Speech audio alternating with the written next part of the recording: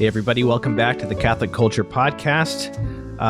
This will be the last episode before Christmas, and I'm afraid to say that it's not a Christmas episode per se, but if you would like to get some Christmas in your podcast, I suggest you go over to our other show, Criteria, the Catholic Film Podcast, where we have a really fun discussion of the film It's a Wonderful Life with Patrick Coffin.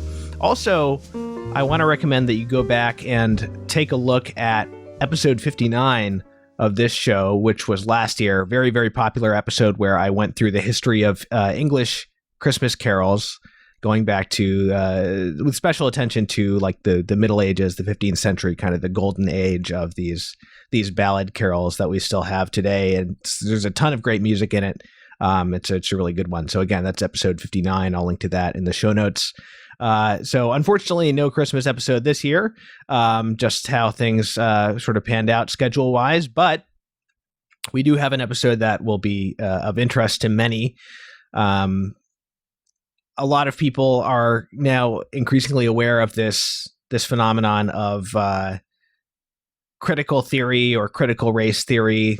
It's given different names. Basically, kind of the theoretical structure behind a lot of the rhetoric and behavior of, to put it crudely, social justice warriors that seem to have more and more power in our society. It's very easy for someone with common sense to criticize this stuff just on like the surface level of the phenomena that we observe. But I thought it might be useful to get a more theoretical understanding of the philosophies behind these kind of political activist movements or ideologies. And to that end, I thought it'd be interesting to read a new book that's just come out. Let me grab that. By Helen, Pluckrose and James Lindsay. Cynical Theories, How Activist Scholarship Made Everything About Race, Gender, and Identity, and Why This Harms Everybody. At first I was considering having the author on, but as this is a Catholic podcast and the authors of this book are more on the kind of atheist liberal side of things, I thought it might be better to find someone to discuss these ideologies more from a Catholic perspective, but to use this book as a way of kind of getting a better sense of the history and the history of scholarship and academic work that's gone into them. The only other thing I'll say before we get started is that Jordan Peterson was kind of the first person in the public eye to really warn about these things, but his discussion of the topic has been criticized as being kind of sloppy in terms of the genealogy of the ideas. So he'll talk about things like postmodern neo-Marxism and things like that. And some people have objected from an academic perspective, saying that, well, historically Marxists and postmodernists are not very friendly and things like that. So I think there's room for a greater finessing of these ideas, even though I think that he's essentially right.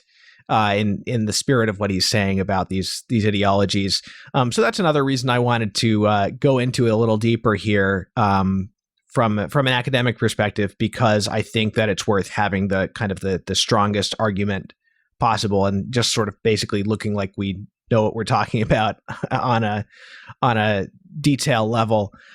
So I have someone here to discuss this book with me, Professor Darel Paul, from professor of political philosophy at Williams College. He is the author of From Tolerance to Equality, How Elites Brought America to Same-Sex Marriage, and he has written a number of essays on the topic of kind of these racial and other woke ideologies increasingly influencing our society. Darel, welcome to the show. Thanks very much, Thomas. Glad to be here. So for the most part in this episode, what I'd like to do is kind of address this to people who already are aware of the existence of these ideologies and that they're increasingly influential. I think it's harder and harder to say this is just something that's a bunch of goofy kids on campus, misbehaving and doesn't really have a relevance to mainstream society at this point. But I think just to start off, it might be worthwhile for those who aren't convinced of that, to just kind of like do a brief overview of the ways in which these are now increasingly mainstream and actually influencing people's lives who aren't in the academy.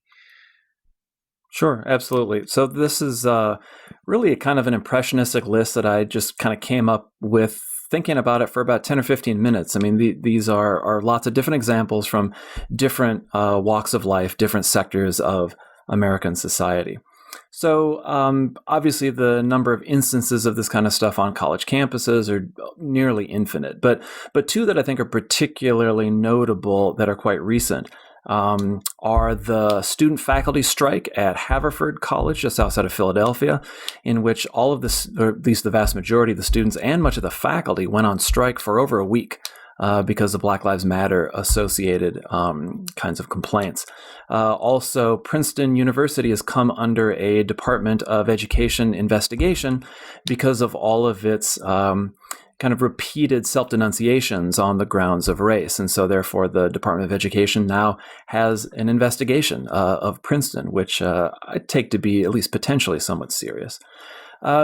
We can think about it in the publishing world. The young adult publishing world has been racked by all kinds of these controversies. A young adult author named Amelie Wen Zhao actually pulled her novel from publication last year because of all kinds of charges of racial insensitivity. There's a woman reporter and writer named Abigail Schreier who can't get her book advertised on Amazon. It's on transgenderism because she's not taking the right view, essentially. The editor-in-chief of Bon Appetit, I think it was just last year, maybe it was a year before, was fired over sorts of woke issues.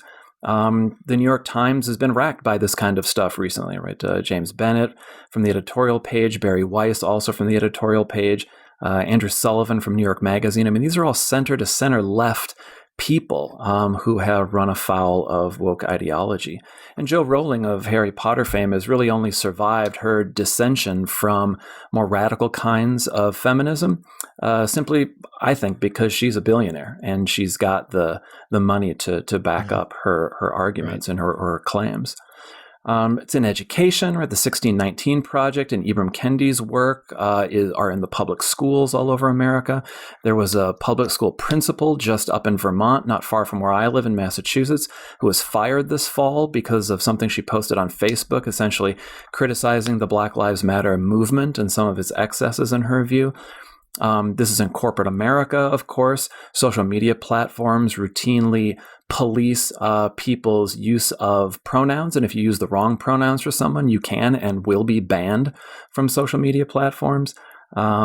Diversity training is something that anybody who works for a large organization has to be familiar with by now. And much of this comes or is tinged with critical race theory ideology. It's in government. Mandatory diversity training, in fact, in government is so divisive and punitive that it was banned by the Trump administration recently.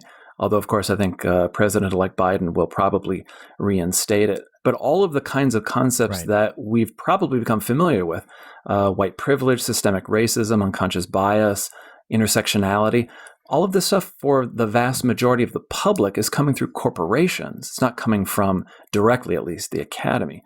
And then, of course, finally in politics, the iconoclastic wave of mob violence that we saw over the summer and the knocking down of statues, and the defund the police movement, which in cities like Minneapolis and Seattle actually have begun to defund the police. These are not just calls to do something, these are actions now, are all rooted in the kinds of theories that Pluckrose and Lindsay talk about in this book. Yeah. And that's not to mention, medicine. In particular, not so much the issues of fat studies and disability studies that they talk about in this book, but in particularly the transgender movement and how trans children whose parents have decided they're transgender usually are treated. Whether they should be given hormone blockers and things like that. These are all very informed by these ideologies as well. So there's like very much a public health consequence to it. As one of those authors you mentioned, Abigail Schreier, that's what her book is about, essentially. Right. Right. Okay, good. So, I mean, I think that's it's hard for me to see how people could be missing this at this point without being kind of willfully blind to it. I could be wrong, but you only have to. Not that Twitter is the app, the ultimate of real life, but you have to go on Twitter for about 5 minutes before you see all kinds of stuff about this. So this is this book is a critique of these ideologies, but it's also the bulk of it is kind of a genealogy of these ideologies. And I didn't read it expecting to kind of get a ton of new insights into why these ideas are wrong. I read it basically to kind of firm up my understanding of the academic background of these ideas, especially having almost a little bit, secondhand about Marxism, but almost no knowledge of the postmodernist thinkers. Something I've read very little about in the past. So I think that's basically what I ended up getting out of it. I'm kind of curious as to what you were thinking going into this, what your background with this topic is, and what you, broadly speaking, what you got out of the book. Mm-hmm. Sure. I mean, being an academic, I bumped into postmodernism in graduate school, and I'm old enough to say that that was, that was the 90s. So kind of in one of the phases, certainly not the current phase that they talk about. We'll talk about these phases of Pluckrose and Lindsay in a little bit. So certainly familiar with postmodernism, but what I think is really useful about this book is that it is about postmodernism. It is not a postmodernist book. And so it's easy. You can't really avoid reading postmodern stuff when you are in any field that has to do with politics, quite frankly, which of course I am, being a political scientist. But it's very rare to find a book about postmodernism. And so that's what I think is a really great contribution of this book, despite some of the differences that I think probably you and I share regarding their counter to it, because they have kind of an argument about liberalism. And in particular, it's kind of a atheistic, materialistic counter to postmodernism, which I think you and I probably wouldn't agree with, but I think their analysis of postmodern is really useful, and the way they organize thinking about postmodernism is, I think, exceptionally useful, right? They have these core principles of postmodernism they lay out. They have these 4 themes. They have these 3 phases. And these are all really nice hooks that I think allow people to really understand the intellectual breadth of postmodernism, but at the same time put it into a framework that you can really understand and you can really grab onto. So I thought it was really, in that sense, a really, really useful book. Yeah. One thing that was striking for me is even just in like the first chapter about postmodernism, in its early stages before it became activistic or associated with these different movements we see today, I'm going back to the 1960s with the original postmodernist thinkers, how closely these thinkers, these principles, at least as laid out by Pluckrose and Lindsay, how closely they match onto so many of the principles of these movements today. And they do go into the ways that it's kind of evolved and shifted and kind of adapted some of the principles over time to be more practically useful for activism. But even from the first chapter, in a sense, a lot of the kind of logical progression of these movements, especially in the area of gender, I would say above all, is easy to map out. It's like easy to almost to predict, even if you didn't know what these movements look like. I feel like you could, just looking at those original principles and say, how is this applied to gender? You could come, from an abstract logical place to where they've arrived today. Yeah, I think that's true. I mean, they start off with, what they call the high deconstructive phase of postmodernism, right? Going all the way back to the 60s. And people like Michel Foucault, which I suspect lots of people who don't know anything about postmodernism still might have heard of Foucault, and some of the other French theorists from back in this kind of earliest period, 60s and the 70s in particular, and really show the roots. And some of the emotional and political aspects of postmodernism have changed a lot.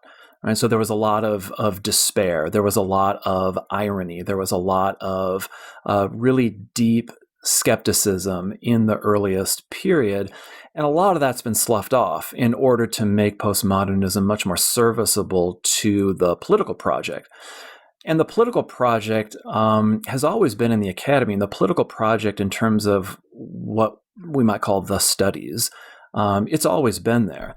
But when the studies first came into academia in particularly the 70s, right, Black studies or African American studies on the one hand and women's studies on the other, they were much more Marxist in that period. And they have really become almost wholly postmodern now. And then the proliferation, of course, of all of these things beyond those two. Yeah, so this was interesting. One of the things that the book did for me is kind of shifted my understanding of the genealogy of these things, because simply knowing a little bit more about Marx, I had naturally kind of seen some of the core principles that seem similarities. Seen some of the core principles that seem similar in Marxism and these woke ideologies, and in particularly, I noticed things like the idea of class consciousness, which is mentioned in this book. So Marx denies the universality of reason, and he kind of redefines it in terms of class and power relations, broadly speaking. But so the idea is that your thinking is determined by the class that you belong to, and then if you are a member of a class, especially an underclass, and you don't think in the way that essentially that Marx thinks you ought to think as a member of that class, then you have what's called false consciousness. So it's very easy to see how this applies today to the idea of, for example, if Joe Biden saying, if you don't vote for me, you ain't black, or the idea of being an Uncle Tom. Something like that, if you're a black person who has, non-black, supposedly, opinions. And that obviously this is extended, of course, beyond class. As it turns out that I don't know if this is completely independent of Marx, but there's this idea of standpoint theory, which has a slightly different implication than class consciousness in some ways, in terms of how it understands the way power works. But I do still think that these are very much of the same spirit, and it's hard for me to imagine that these ideas would have evolved the way they did without Marx in the background somewhere. And the other biggest core similarity would be that the whole idea of criticism, that these ideologies work via constant criticism, and that's their basic orientation towards knowledge and towards reality. And Marx himself called for, quote, the ruthless criticism of all that exists, and also the activist kind of bent of it, because he also said the philosophers have only interpreted the world in various ways. The point is to change it. So I think I don't think somebody who refers to these ideologies as, Marxian, which is the word that I've liked to use in some ways, is really being, such a Philistine. But at the same time, this book helps to kind of show the more direct relevance of postmodernism. Because postmodernism was, of course, a rejection of Marxism in certain ways. But I do think that in terms of the spiritual dynamics, which I think they can be called, of the philosophies, I think there's a lot in common. No, absolutely. What you mentioned, I think, just a moment ago is important because postmodernism does rise up in France in the late 60s and the 70s as this, in part, a reaction against Marxism, but it's also a sense of despair, right? That Marxism has just failed. It's a flop. Looking at really existing Marxism in Eastern Europe and the Soviet Union and whatnot. I mean, the bloom was very much off the rose by the 70s, and so there was a rejection in many ways of Marxism. But I think you're right, Thomas, that some of these sensibilities, and certainly that activist orientation of Marxism, was very much shared by postmodernism. That might be just simply because the postmodernists were already well, certainly in the 70s, for the most part, men, not wholly men, but mostly men of the left. And so they're kind of embracing the culture of the left. They're embracing the political values of the left. And so I think many of the values that are in Marxism are many of the same values that are in postmodernism. I would also say in some ways they might actually be shared with liberalism as well. Yeah. Yes, that makes sense. And I think we'll make that argument later. So I guess coming away from this book, my impression I had read some of these critiques of Jordan Peterson, saying, oh, he doesn't know what he's talking about with postmodernism and Marxism. I guess when I read those critiques, I thought, well, this sounds plausible that maybe he's conflating a few things or, being a little sloppy in his history. But at the same time, these criticisms seem largely pedantic in terms of, I think he gets the underlying kind of dynamics of these philosophies and the way that they can work together correct. So that was confirmed by reading this book, and also by reading an article referenced in this book by, I think the guy's name is, his last name is McManus. I forget his first name, but he's a guy who's written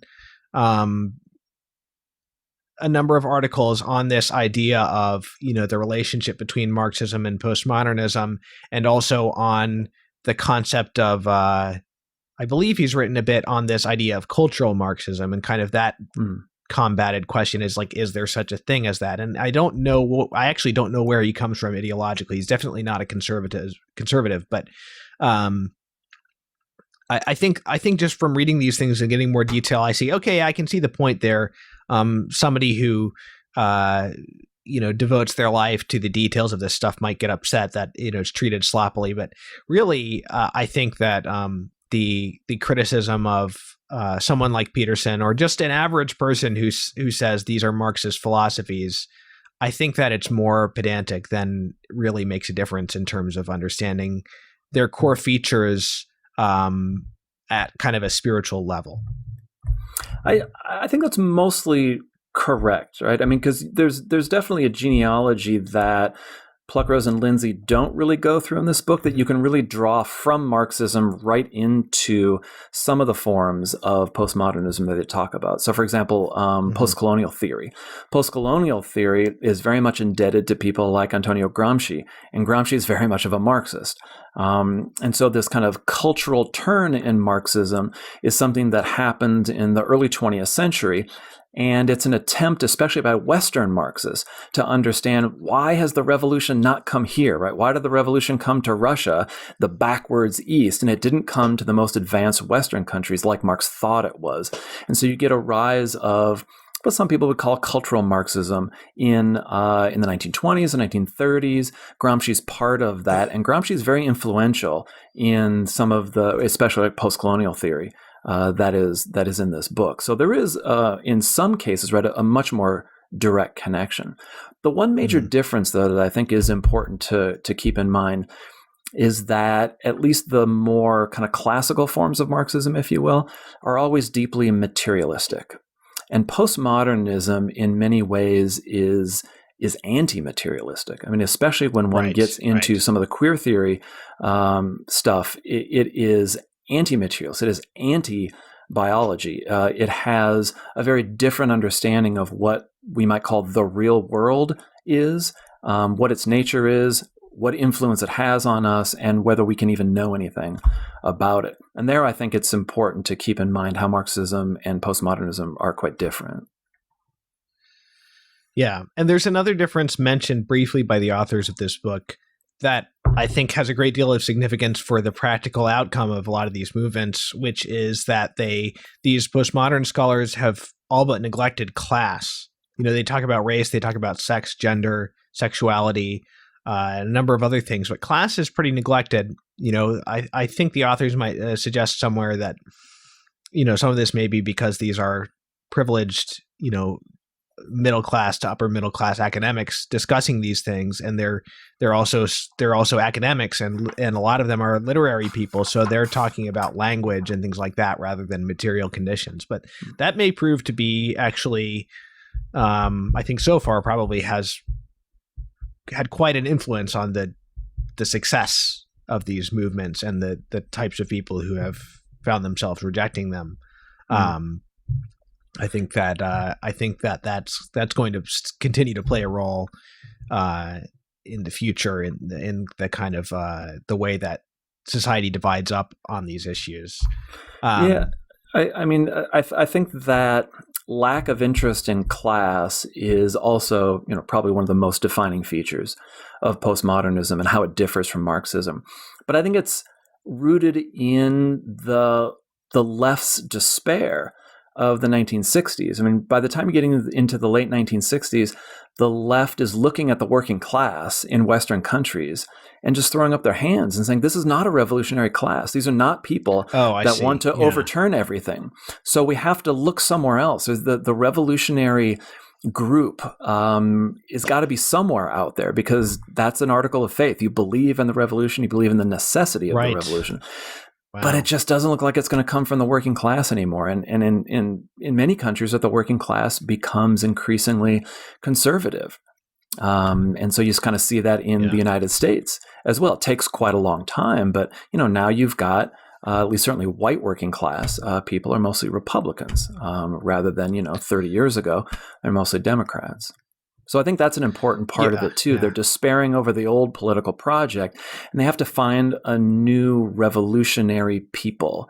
And they start finding them in especially racial groups, and in obviously women's studies becomes gender studies, becomes sexuality studies. So you see it in different sexuality identity groups and so on. Yeah, and this idea of this desire for revolution for its own sake is something that we'll come back to, and also something that the authors of this book repeatedly puzzle over is kind of like, why did postmodernist approaches to social justice emerge, at the time when the liberalism it rejected seemed to be increasingly successful in those very, very areas. They have a hard time kind of figuring that out. Okay, so. So that should make it clear we're focusing more on the postmodernist stuff than on the Marxist stuff, even though there are some connections that can be drawn back, especially to the Frankfurt School Marxists. Okay.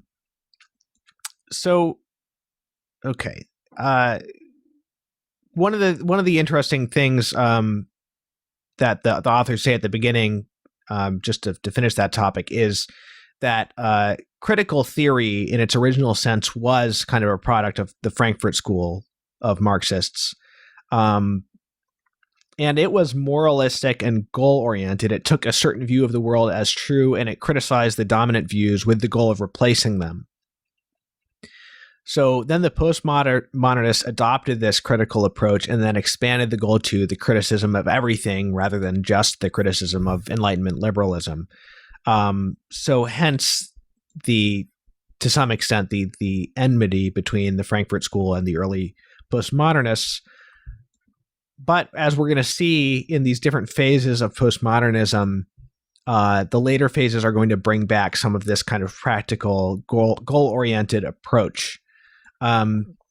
So maybe we should go ahead and get into these postmodern principles and themes here, which the authors kind of they lay out, and then in each chapter, when they go into each kind of sub social justice discipline, they kind of make a point of showing how each one instantiates these principles and themes. And I think it's, I don't know, fairly clear, fairly plausible, to the point where once I got a few chapters into that, I started thinking, okay, there's really nothing new here. I mean, by the time I got to the feminism and gender and then the fat and disability studies, it started feeling like the same old thing happening over again in these new areas.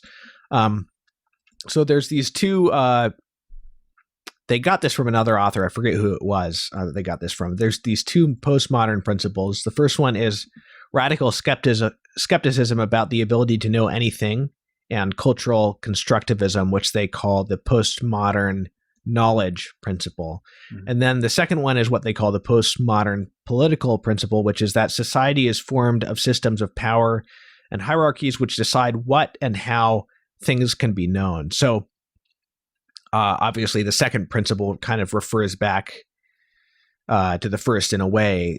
They're both really concerned with knowledge at a deep level. And Foucault uses the term power knowledge, power hyphen knowledge, to refer to this. And then that kind of goes into these 4 postmodern themes, which I'll just go through quickly, and then maybe we can discuss them individually a little bit. The blurring of boundaries, meaning that categories are inherently oppressive because they are based on these power relations and not things that we can actually know for certain about reality. The power of language, meaning that basically the very grammar of a language can control, oppress, assault us. And yet words don't actually refer to things, but only to other words. So real knowledge and communication are impossible.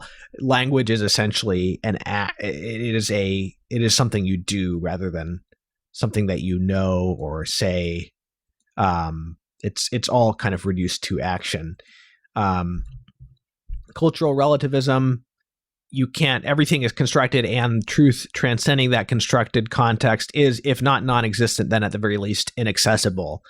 And that means that basically people's evaluation of cultures can only be judged by the way that they instantiate power relations. And then finally, loss of the individual and the universal, which is kind of interesting and paradoxical. So basically, the idea is that individuals are constructed by the forces around them, and the universal is a fiction that's constructed to kind of dominate the non-existent individual. So there's no individual, there's no universal humanity. There's only kind of what the authors describe as localized sets of people who have the same power interests. So those are the basic principles that they're tracing through various academic fields and political movements throughout the book. One of the things that I like the most about this book, I think where it's really useful, is in making all that stuff quite clear. And I think you're right. By the time you're getting through sort of the 5th or the 6th particular instantiation of what they call capital T theory, right, which just kind of comes out of the French experience, it feels like, I've heard this story before. But I think that's also a strength in some way because they've reinforced their point enough that I think the reader has really kind of internalized it by then. And I think it is really important, even though it's amazingly abstract in lots of ways, right, for them to focus on postmodernism as, right, an epistemology, right, as a way of knowing and a theory of knowledge and how one knows anything. It can be really easy for somebody to just kind of their eyes glaze over and, whoa, I'm just not interested in that kind of thing. But what they do, I think, is they show the really important implications of this. Because if all knowledge is situational, therefore there is no such thing as universal knowledge, there is no such thing as objectivity. They talk a lot, Lindsay and Pluckrose, about postmodernism skepticism and even now attacks on science. Science is just one way of knowing, and it's no more or less valid than, for example, witchcraft. And they mention that in the book, and it's true that there are those people in these postmodern ideologies that believe these kinds of things. And it's all kind of comes back to what they talk about as those 2 core principles, right? The knowledge and power, which I think, as you helpfully pointed out, for Foucault, those are just flip sides of the same coin. Anybody who claims to be a knower is exercising power over others. And for the postmodernists, power itself is corrupt. Power itself is oppressive. There's no positive use of power in the world. At least in the way that certainly once we get to the activists, everything that has to do with power is bad, it's negative, it needs to be eradicated. And so much of that comes down to that very early beginnings in the radical skepticism about anything that you might call the real world and our ability to access it. Yeah, and I think that makes this book helpful in this way, that somebody who can see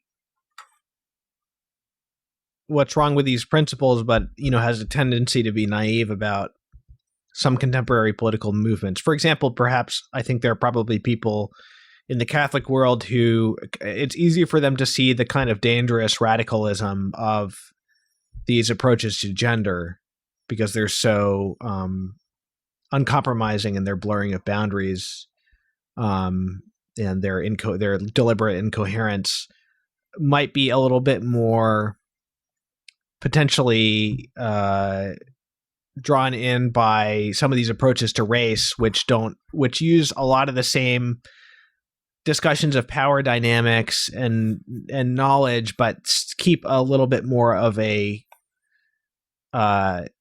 set of boundaries in terms of differentiating different races and cultures and things like that. So there's still some sense of reality there.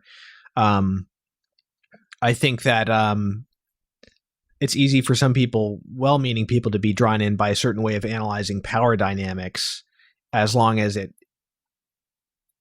keeps a reality to kind of analyze.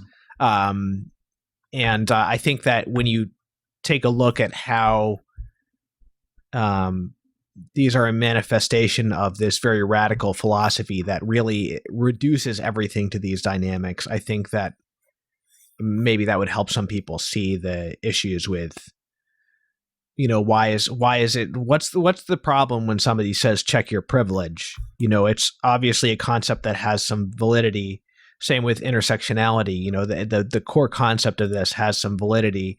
And yet the way they're used seem totally reductive in terms of reducing everything to power and oppression. And I think when you look at how it's laid out explicitly in the academic origins of these movements, it's easier to see what's poisonous about them. Mm-hmm. I mean, so much of the work that the activist versions of postmodernism do is take groups that we think exist, or maybe we don't think exist, but we've come to believe that they exist through significant reasons because of the activists, right, who have convinced us that such and such group exists. And in particular, because the postmodernists believe so deeply in the power of language to construct really everything. I mean, if you go down the queer theory route, everything is. I mean, there's no such thing as the material world, at least, that has any influence or any importance on human beings. And so everything becomes socially constructed. Obviously, it's true that some things are socially constructed, right? There's no particular reason why, hair length has this relationship with gender, and men have short hair and women have long hair in certain societies. It's not the way it is. So some of those things are true, but they're true in kind of trivial ways. What the postmodern ideologies try to do is say that everything is socially constructed. And so therefore, there really is no such thing as nature, for example. There is no such thing as human nature. And these are the kinds of things that they're very happy to say if you just simply sit down and read them. And so I think it is easy to be lulled into a sense that, well, this just kind of sounds like civil rights movement, or this sounds like, some kind of broader sense of faithfulness to the 14th Amendment, or whatever it is. These are movements that want to convince us that there is no such thing as nature, that there is only power in the world, and that their goal is, they say, to eradicate power. But the way they're going to eradicate power is by using power.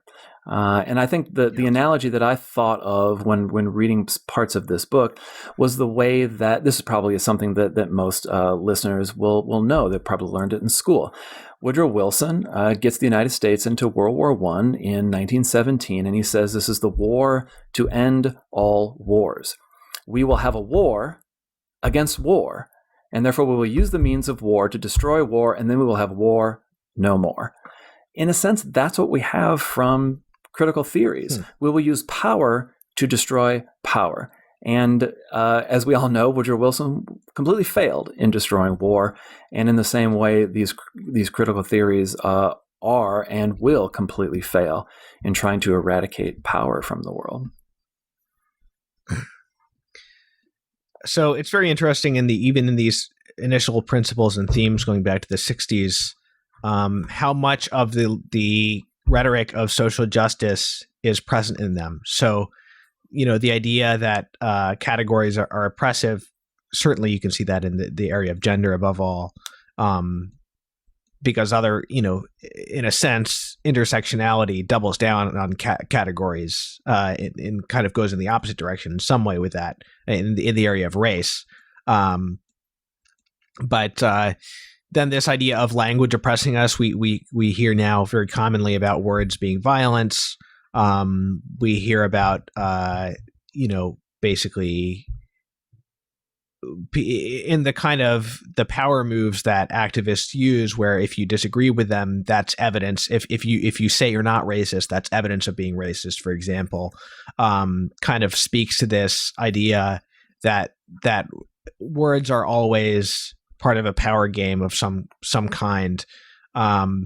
There's also this bit from Derrida, if that's how you pronounce him, that's mentioned in the book, which is that. Sorry.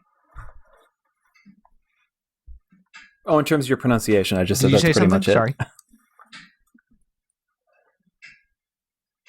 Oh, okay. So there's this bit from Derrida mentioned in the book.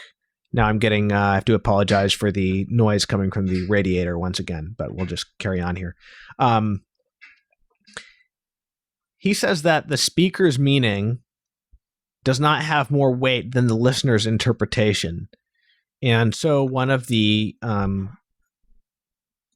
imports of that is that if you take offense at something that I say, I can't tell you, no, you misinterpreted what I was saying. That's not what I was saying. And this has come down to us very clearly. I mean, this is something that I've heard people say, hey, if someone tells you you're offended, that they're offended by something you said, you can't say that it wasn't offensive. Or you can't say, you're not listening to them, or you're failing in empathy if you say, actually, this is not what I meant. So that's very clear. Even that kind of very crude behavior that people engage in is right here in these first principles. Likewise with the check your privilege idea, where the idea that you can't evaluate your own culture or other people's cultures objectively. Or actually, people who are lower on the power totem pole can evaluate cultures, but the people who are higher on the totem pole can't do so, I guess, in practice. So that's all there, kind of in seed at the very least, and to some extent already explicitly. One of the big differences between Marxism and postmodernism in their approach to power is that where Marxism sees power as a force bearing down from above, postmodernism sees power as a grid or as a system that is kind of all-encompassing and emerging from every point, in every part of the grammar of language, in every part of fashion, hairstyles, basically everything. Not only does that mean that you assume power or sort of power structures or oppression to be present and then look for it via criticism rather than sort of finding out if it is there in the first place. It also means that these systems of power can be oppressive without any one villain necessarily being responsible. And it means that our actual conscious views on things are somewhat irrelevant. The authors here referred to postmodernism as being a conspiracy theory without a conspirator. So again, you can see that immediately how that works in modern day activism, where the redefinition of racism as not being something that people do or something that people think. It's they've taken one possible aspect of racism, the systemic aspect, or the systemic results of racist behavior or thought, and defined it so that that is the only possible definition, the only valid definition of racism. I mean, so much of this is the case because of the postmodernists' stress on the importance of language. Right? If language is the only thing that creates society, then it is desperately important to control language, right? The only way you can change society is by controlling language. And so Lindsay and Pluckrose, Pluckrose and Lindsay, that's the order on the cover. They kind of talk about the policing of speech. And I think they have quite a good explanation for why the policing of speech is so important for postmodernists. And it's exactly for that reason, because everything is constructed through language. And so towards the end of the book, when they talk about social justice pedagogy, it's very important for social justice educators not to allow people to disagree with them in class, because that only allows oppressors to introduce an oppressive discourse in the class, which the whole point of the class is to undermine oppressive discourses.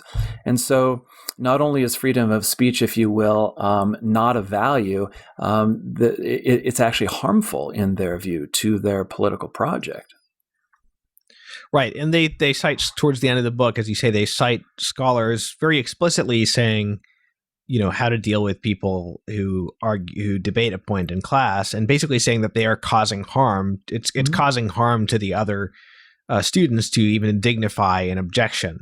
The only type of disagreement allowed is asking so as to better understand. It's like, and it is like, although I dislike the modern tendency to sort of like pejoratively call things religious all the time, that aspect of it is certainly a kind of a religious dynamic.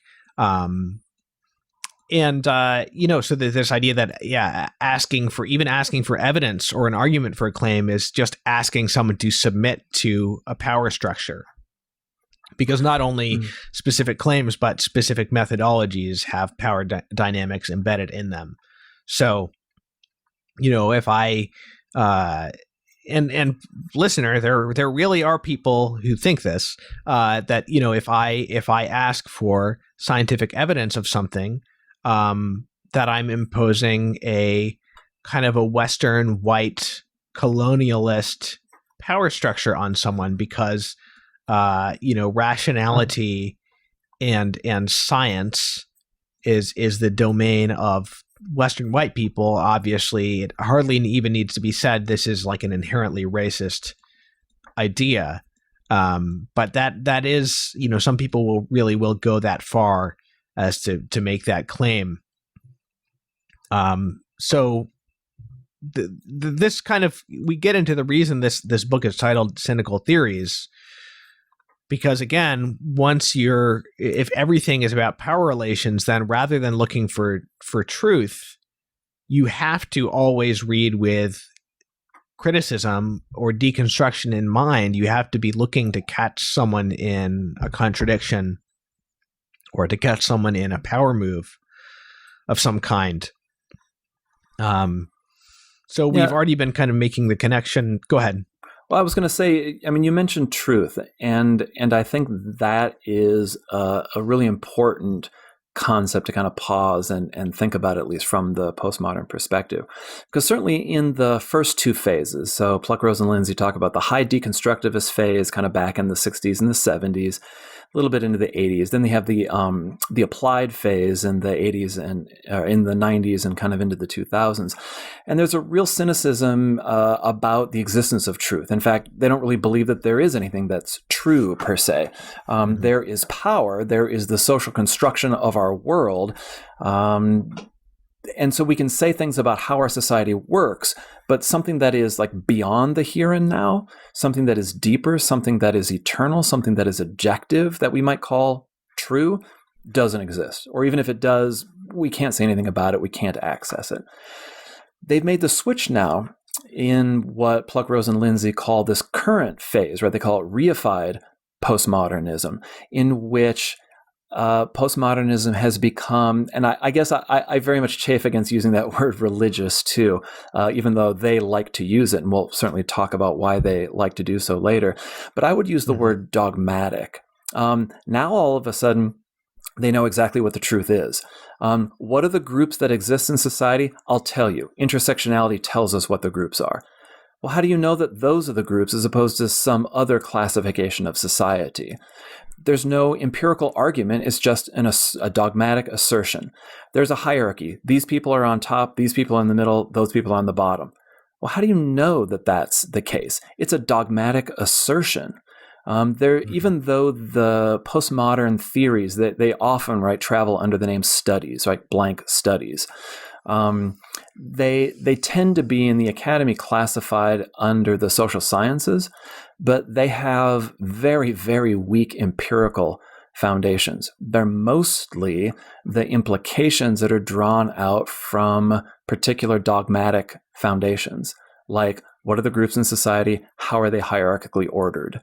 There's a section in the book, and some of the listeners might know this because Robin DiAngelo has been talked about a lot ever since George Floyd was killed back in May in Minneapolis, that you don't ask whether racism happened, you ask how did it manifest itself.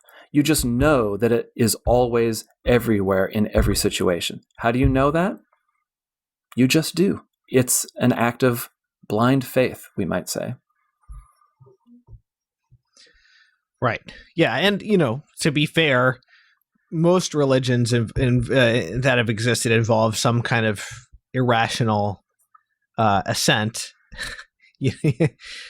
So even though it happens that they're speaking in a Western context where the religion they're rejecting is more or less Christianity, most of the religions that have existed in history have involved these kind of blind assumptions and assertions without evidence. So I suppose in a sense it's fair to use that as a way of describing some of these dynamics. I mean, a lot of it comes down to the understanding of reason, right? And so certainly the critical theories, or as they call them, the cynical theories of postmodernism, put rationality up as just one way of knowing.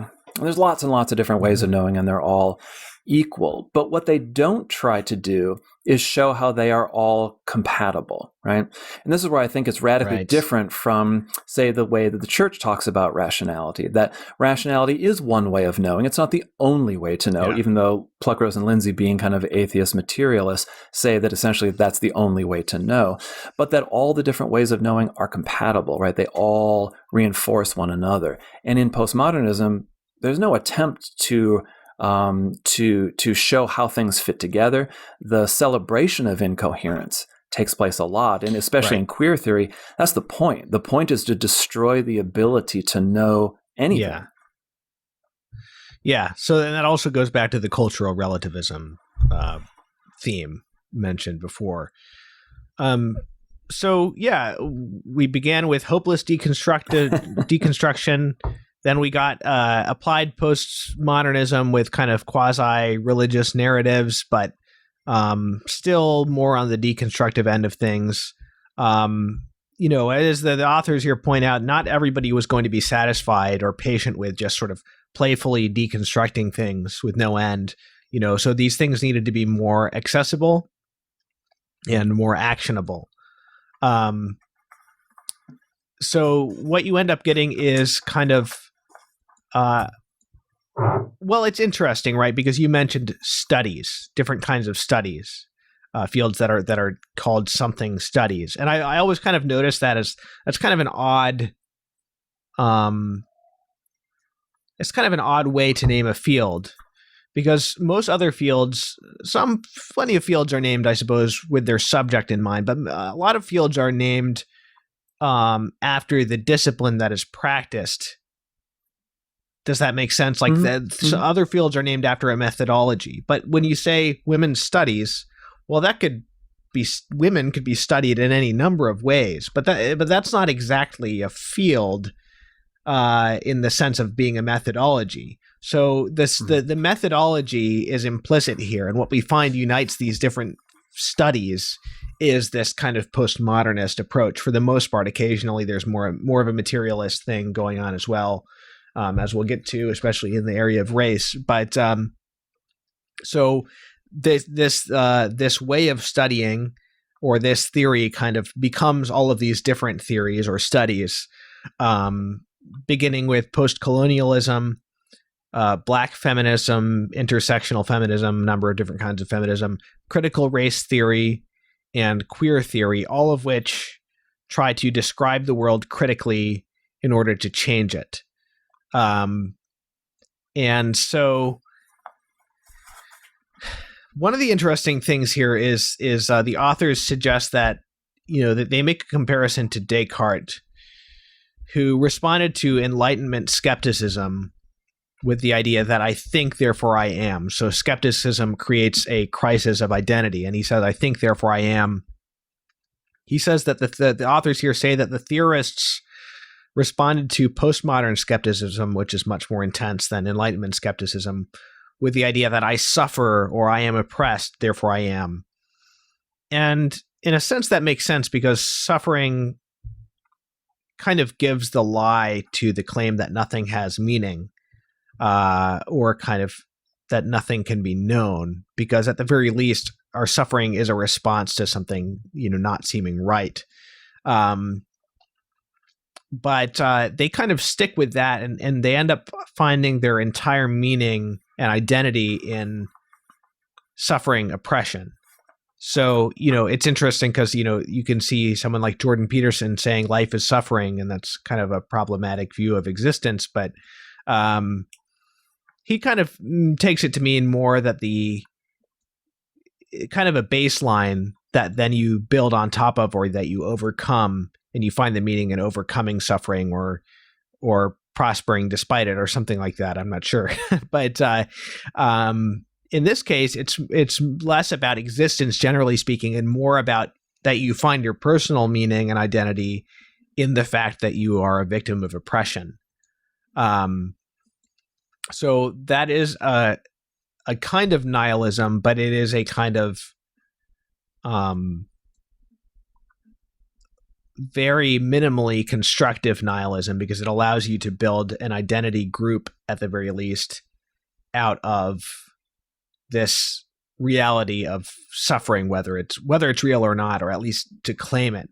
It's kind of interesting, why does that become the most attractive? This isn't really something addressed in the book, but it's a pretty important question. Why does it become so attractive as a way of constructing an identity, suffering? Why is that what people so popularly latch onto now?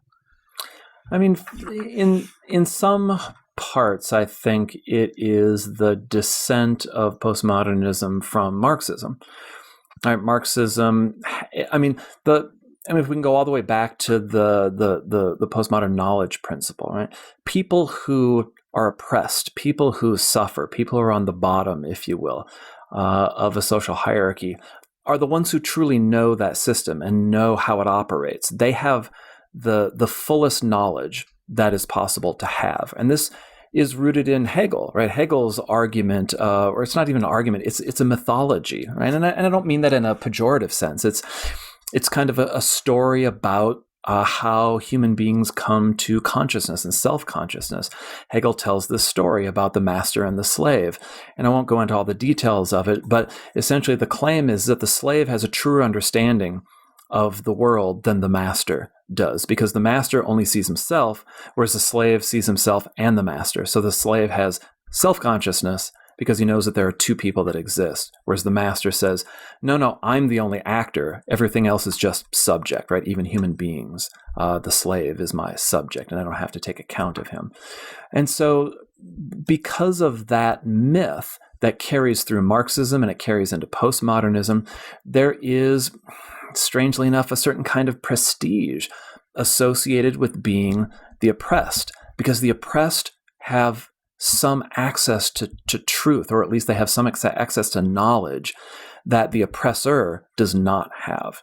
So I think that's part of it. And the other part is they mention kind of briefly towards the end of the book, but there's a couple of sociologists. I believe their last names are Manning and Campbell. I think it's Bradley Manning and Jason Campbell, although I could be mixing those up. And they have an argument about the rise of what they call victimhood culture. And they say that it really has its origin in college campuses in the United States, but then it, like so many other things, kind of gets off campus and expands and goes throughout much of the rest of society. And in victimhood culture, again, there's a significant prestige associated with being a victim. And then you call upon authority to rescue you from your oppressors. You're not oppressed by authority, right? So the students are not sort of saying that they're oppressed by the administration, and they're not oppressed by, the president of the college. They're oppressed by discourses, right? They're oppressed by other students. They're oppressed by anonymous people who write things on walls and whatnot, or say things on Twitter. And so they try to marshal the power of those who have authority in the name of being a victim. And so both of these ways, I think, coming all the way down from Hegel through Marx and into postmodernism, and then this kind of victimhood culture as well, gives a lot of prestige to being a victim. It gives one an incentive, therefore, right? If there's prestige associated with being a victim, you have an incentive to identify as a victim and to claim that status. So one of the big problems that these theories have to deal with in their postmodern roots is that in order to critique the oppression of one group by another, say women by men, you have to have stable categories to speak about. I think this is, part of why we end up getting the conflict between, say, so-called TERFs and trans people, right? Because they see the trans people as kind of obliterating these categories that feminism, prior to kind of postmodern feminism, liberal feminism, radical feminism, have used to talk about oppression. And that also kind of, just as another side note, it also kind of explains that why the language has to keep changing constantly. Because the language that's designed to liberate, if categories are inherently oppressive, then the language that's designed to liberate will become oppressive pretty quickly, and constraining. So that's why you have to keep constantly changing the terms, kind of like to escape this oppressive quality of language and categories. So the different fields come up with kind of different ways to deal with this. The ability to be kind of activist and to get things done requires categories that you can speak about. It requires you to be able to speak with some degree of coherence or accessibility, at least for the core concepts, at least for what you're trying to defend. So there's a few examples of this. So you get this feminist LGBT writer, Judith Butler, who's really influential, I guess, in the late 80s, around 1990 or just before then. She comes up with this idea of gender performativity. So that means basically the categories we're talking about with gender, they're not really real. They don't refer to essential things in human nature, but they do exist as performances. Not that she means that people are sort of self-consciously performing, but that these performances are embedded and so deeply taught that people aren't even aware that from a very young age they're performing these categories. So this is where we get queer theory. So queer is used as a verb. To queer something is simply to destabilize these categories. And other than that, it has no meaning in itself. It's usually used to deconstruct categories of sexuality, gender, and sex, but it's not necessarily limited to that. So one writer in this field, David Halperin, defines queer as whatever is at odds with the normal, the legitimate, the dominant. He says there is nothing in particular to which it necessarily refers. It is an identity without an essence. So anything and everything can be and has been queered, including, as the authors note, time and space, life and death. But usually it's used for matters of sex, sexuality, and gender. But as you can see, that we're getting to the point where incoherence is a feature, not a bug. Incoherence is a one way to liberation. If categories are oppressive. And it also makes your theories harder for other people to criticize, which is a nice bonus. Yeah, I mean, I think you hit the nail on the head with citing the word liberation, right? I mean, that's the goal. It's not clear what liberation is, but it certainly is a belief that to sort of be free, if you will, is to kind of be your own true self. What is that true self? It's not clear that there is such a thing. I mean, again, this is part of the kind of mythology, if you will, of postmodernism that's been taken on, that there is some kind of authentic self inside of you, and you can seek it out. You can try to react against norms, right? And certainly one sees in queer theory the strongest enunciation of norms of all kinds. And so attempts to deconstruct binaries so that increasingly, right, that a person is not, let's say a trans man is not a woman who believes him or herself to be a man and then takes on the characteristics of men, like wears male clothing, might take hormones to grow facial hair, etc., but doesn't have to take on any biological characteristics at all. And so to destabilize the very categories is the point, to destroy the very concepts of male and female, and to have all kinds of sexual identities that are neither male nor female. And this is why you get the rise of a whole plethora of pronouns, right? And so increasingly you will see trans persons going by they, or even, quite obscure kinds of novel words that you don't hear quite as much, but I guess in certain circles they might use more often. And so there, I think in queer theory, one does see much more relationship to that kind of high deconstructive phase of postmodernism. I don't think it waned nearly as much in queer theory as it might have in some of the others. But I think kind of as a wedge, and it's a toss up to some extent, I think it's both deliberate incoherence and deliberate kind of deception as to the real philosophy here. They still use these kind of more typical progressive or liberal appeals in the trans movement, for example, to get people to accept it. So, in the case of Ellen Page, the actress, saying she's a man, she's a trans man, changing her name to Elliot. So people will say Elliot Page has always been a man. Okay, but if these categories are oppressive, then what does that mean? How is that possible? At the core of these philosophies is the desire to be free from these categories altogether. So now, of course, I suppose there are probably a great many people who see themselves as transgender who actually don't adopt this philosophy. There have certainly been women who have been convinced they're men, or vice versa, much longer than postmodernism has existed. But there is a certain, I also do think that there is a, much like with the gay rights movement, where like certain things are said in public and other things, or more extreme things, have been said in private until the public is ready to hear them, basically. I think there's something of that going on here as well. I don't know what you think about that on a strategic level. Yeah, I mean, it's hard to say. I think sometimes it gets into ascribing motives that are hard to know.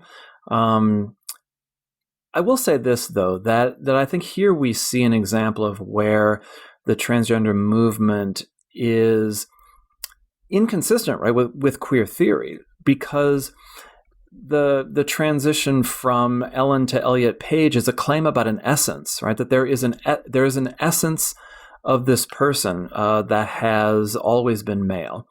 And yet we just heard, right, the David Halperin quote you mentioned earlier was that there are no essences, that these categories themselves are just simply social constructs, that there's no reality in them, and that liberation lies in the very destruction of the categories.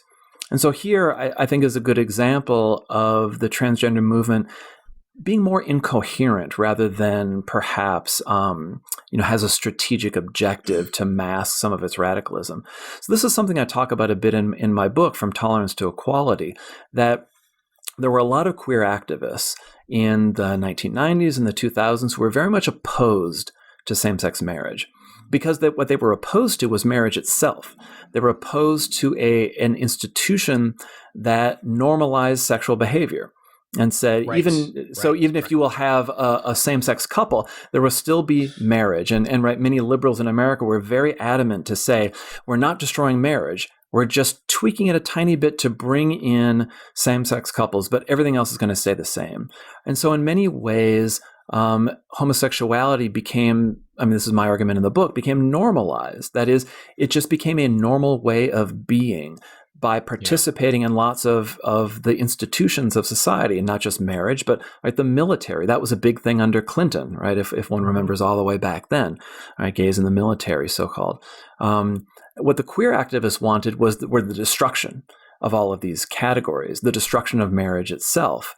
And at least in the gay rights movement, that was mostly not what kind of mainstream, if you will, gays and lesbians wanted. But the queer activists very much wanted that, and still continue to do so, want to destroy categories, not to have people shifting between categories.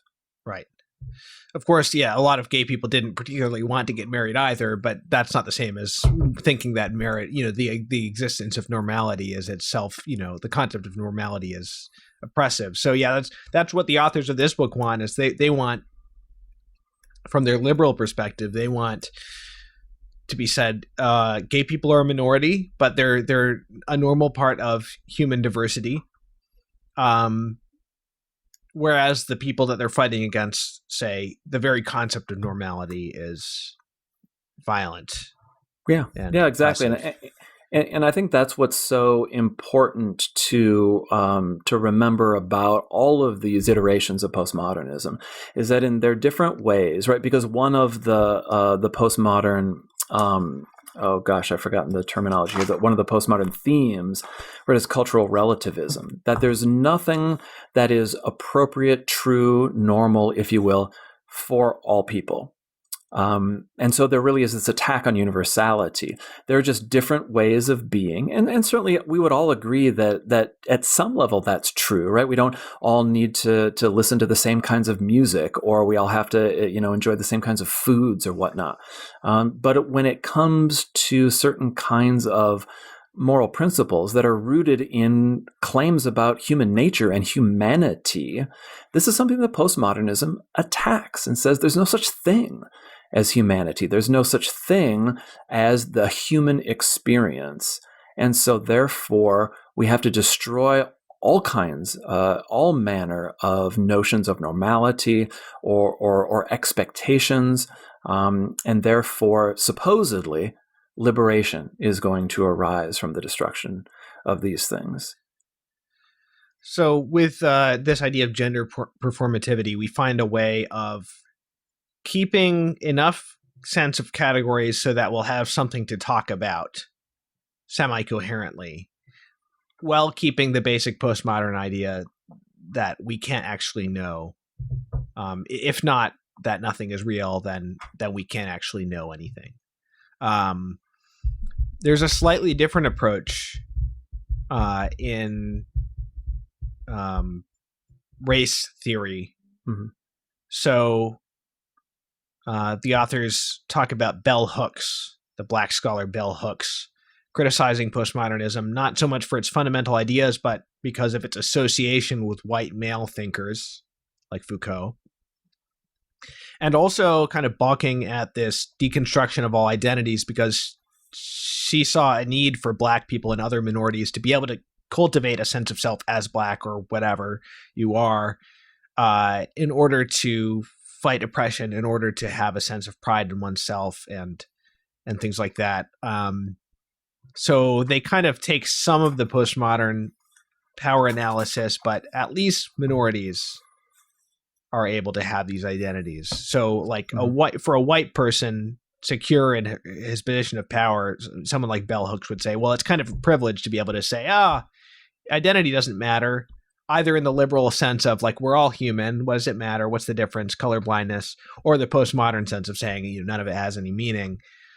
And you can't really have a claim of victimhood with a completely relentlessly skeptical deconstructive philosophy.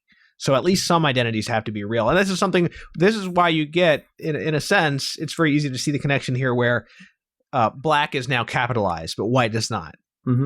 Mm-hmm. So black is a real identity, white is not. I'm not even arguing for whiteness as an identity. I'm happy to just call myself, German or whatever. But, it's just kind of interesting how that comes out, is that it's sort of like how people on the lower rungs of the power structure can't understand the ones above, but not vice versa. So can they have identities? But the ones above are constructed, fake, oppressive. Yeah, no, exactly. I mean, and again, this kind of is in postmodernism that comes from Marxism that is ultimately rooted in Hegel, and it's this kind of Hegelian master slave myth that is told. But I think what you've hit upon, Thomas, is a really important difference between the way that social justice activists treat sex and race. So there was this. Surely I assume many of us know the story of a woman named Rachel Dolezal, who was a black activist in, I think it was in the Pacific Northwest, Seattle, Portland, something like that. And she was fairly well known on the local stage, and I think she might have had a teaching gig. And anyway, it turned out that she was white. And at least, sort of racially, biologically, if you will, if even that means anything, she was white. And people took amazing affront to this and were outraged that a white person was pretending to be black. And she was driven out of activist circles. She was driven out of her job, driven out of society almost completely and wholly. Whereas when it comes to sex, there is only welcoming and embrace of, and it's not sort of, let's say, women who are transitioning to be men, which might be okay going that direction, but one would think a similar kind of position would be for men who are claiming to be women. And of course, Bruce Jenner, when Bruce Jenner became, forgotten the name now. Caitlyn, thank you, Caitlyn Jenner. There was celebration, right?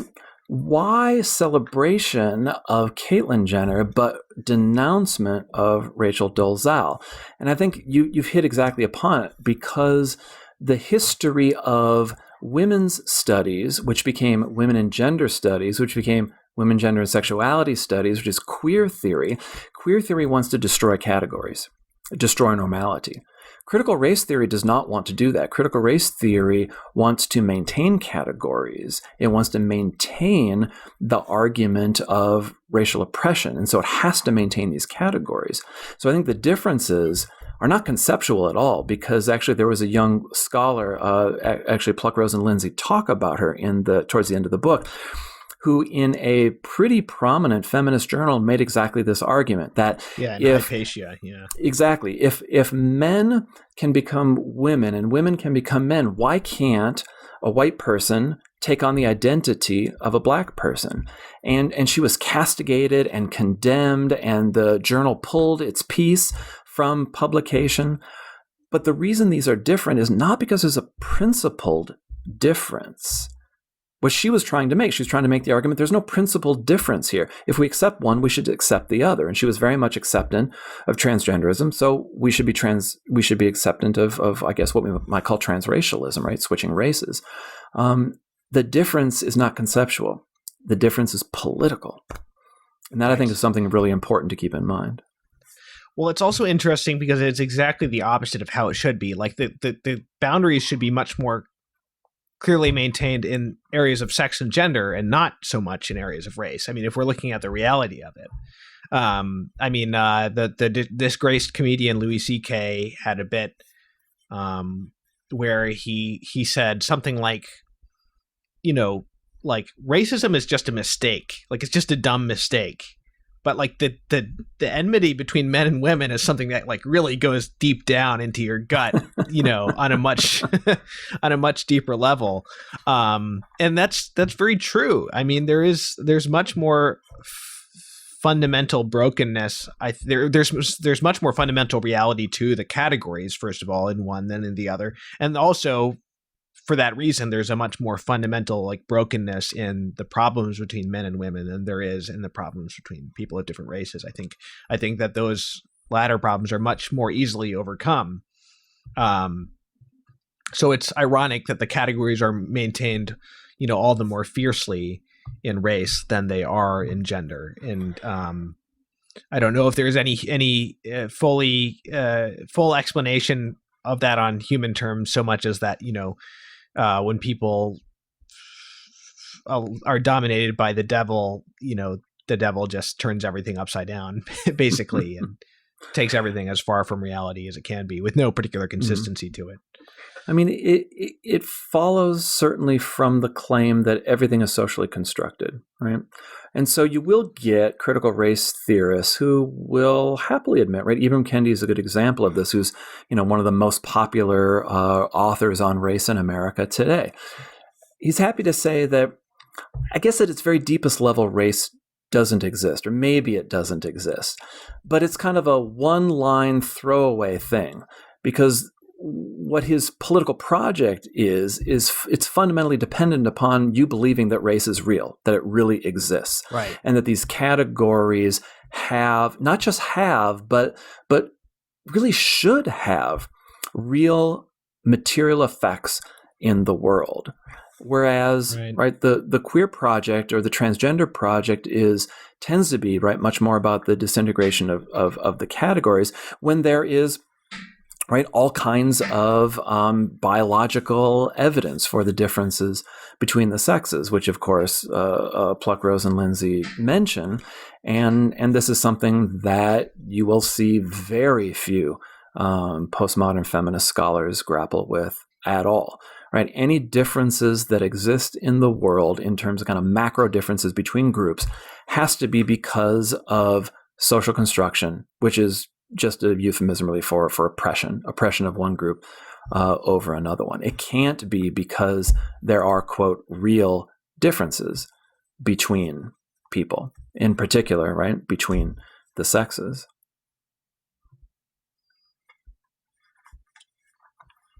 Yeah. Hold on, let me just gather my thoughts.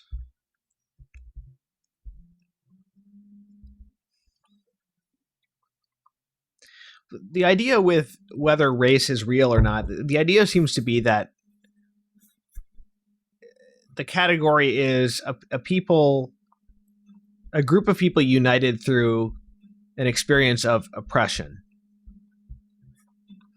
But the implication of that would seem to be that if somebody has a certain skin color but hasn't experienced that oppression or claims not to, then they're not really black. Blackness isn't real. As far as I can tell, I don't think this is quite fully explained in the book, but the impression I get from the quotes from various scholars that they reference is that the reality, whatever reality it has, is simply a common experience of oppression.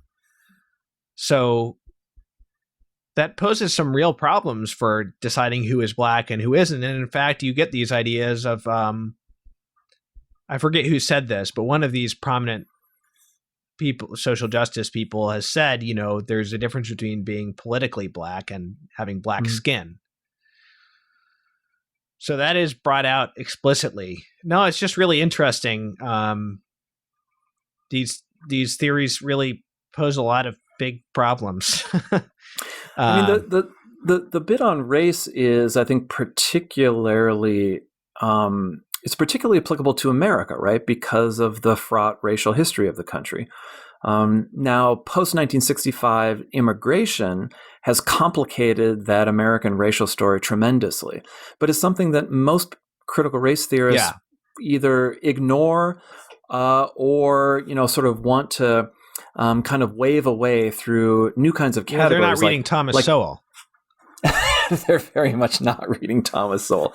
He's the guy who does the work on that kind of stuff. Exactly. Or all kinds of black scholars. John McWhorter is another one, right?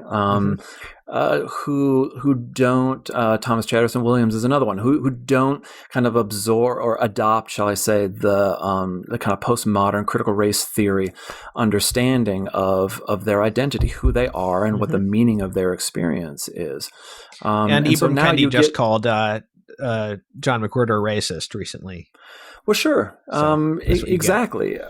Because if you don't believe in race, and by that I mean not that you don't believe that people have different skin colors or, maybe sort of somewhat different statistical tendencies towards diseases or whatnot.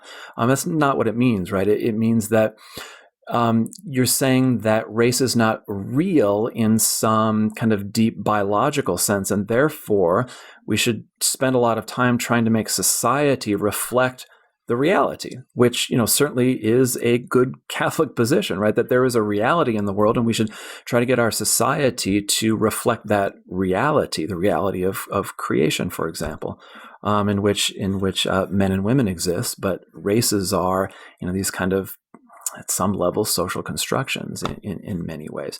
But anyway, there's a category now or a class called people of color, where it's an attempt by, especially I think critical race theorists, to kind of hang on to these kind of pre-1965 categories, but kind of drag them into a world in which there are lots of different kinds of, if you will, races in America.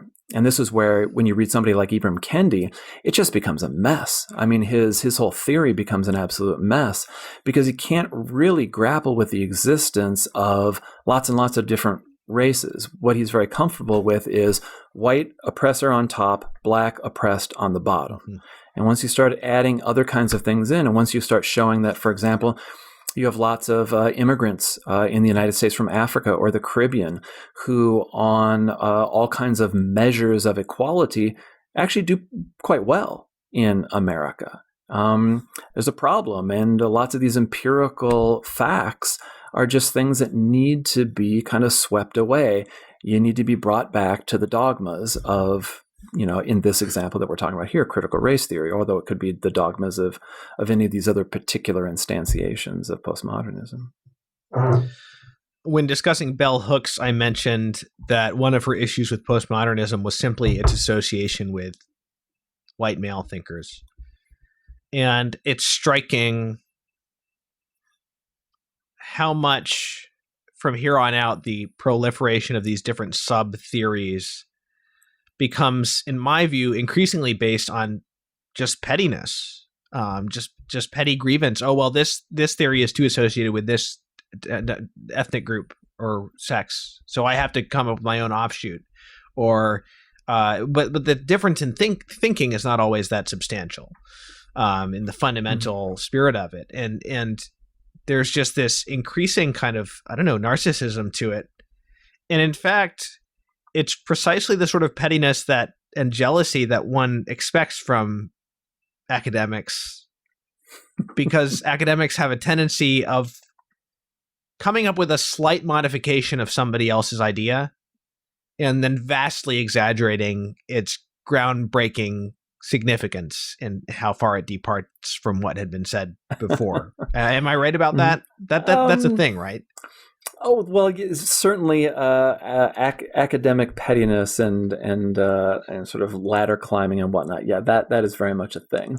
I will say, though, that it does kind of fit the postmodern knowledge principle, right? That if you have a different position in the grid of power, you just think different thoughts. At least that's the claim, right? So I guess in that way, it supposedly kind of makes sense, right? That a black woman would have a very different standpoint than, say, a gay man, or especially a black woman in America from a gay man in France, right? I'm talking about Foucault himself. And so therefore the ideas will have to be different, but also because a lot of the postmodern theories are about recognition. It's about ascribing, I don't want to quite say normality, but it's ascribing some kind of more elevated status, shall we say, than they think that they have. And therefore, kind of being an agent and being recognized as an agent is part of the purpose of these theories. Right. And so to be recognized as an agent, I have to, have all of these novel ideas and theoretical innovations ascribed to me or to my group. That demonstrates that we're agents. We're not just, objects of somebody else, of Foucault or Judith Butler or whoever. I agree that it's a manifestation of postmodern philosophy, but I'm also suggesting that it's interesting to kind of take this standpoint theory and apply it and look at the fact that so many of the features of these theories are precisely reflective of the worst kind of vices of academics in particular. And we could also go back and look at the neglect of class as one aspect of that, although of course there have been plenty of academics who have focused on class. But it's just kind of interesting to look at that and see the particular pathologies of academics as going along very nicely with some of these, like this the ultra focus on language, for example. Oh, sure. Of them. I mean, that I think you're right, Thomas. I mean, I think it's fair to say that postmodernism is a class ideology.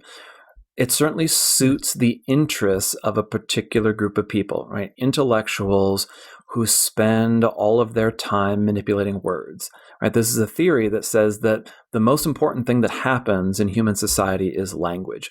Oh, and it just happens that I'm a professor of English, and what I do all day long is I read texts and I interpret them, and that is the most important stuff that happens in the world, right? This is not Marxism where like productive labor, right, is the most important thing that happens. This is the kinds of things that professors in the humanities do. The claim is that's the most important thing that one can do in human society. So that makes sense.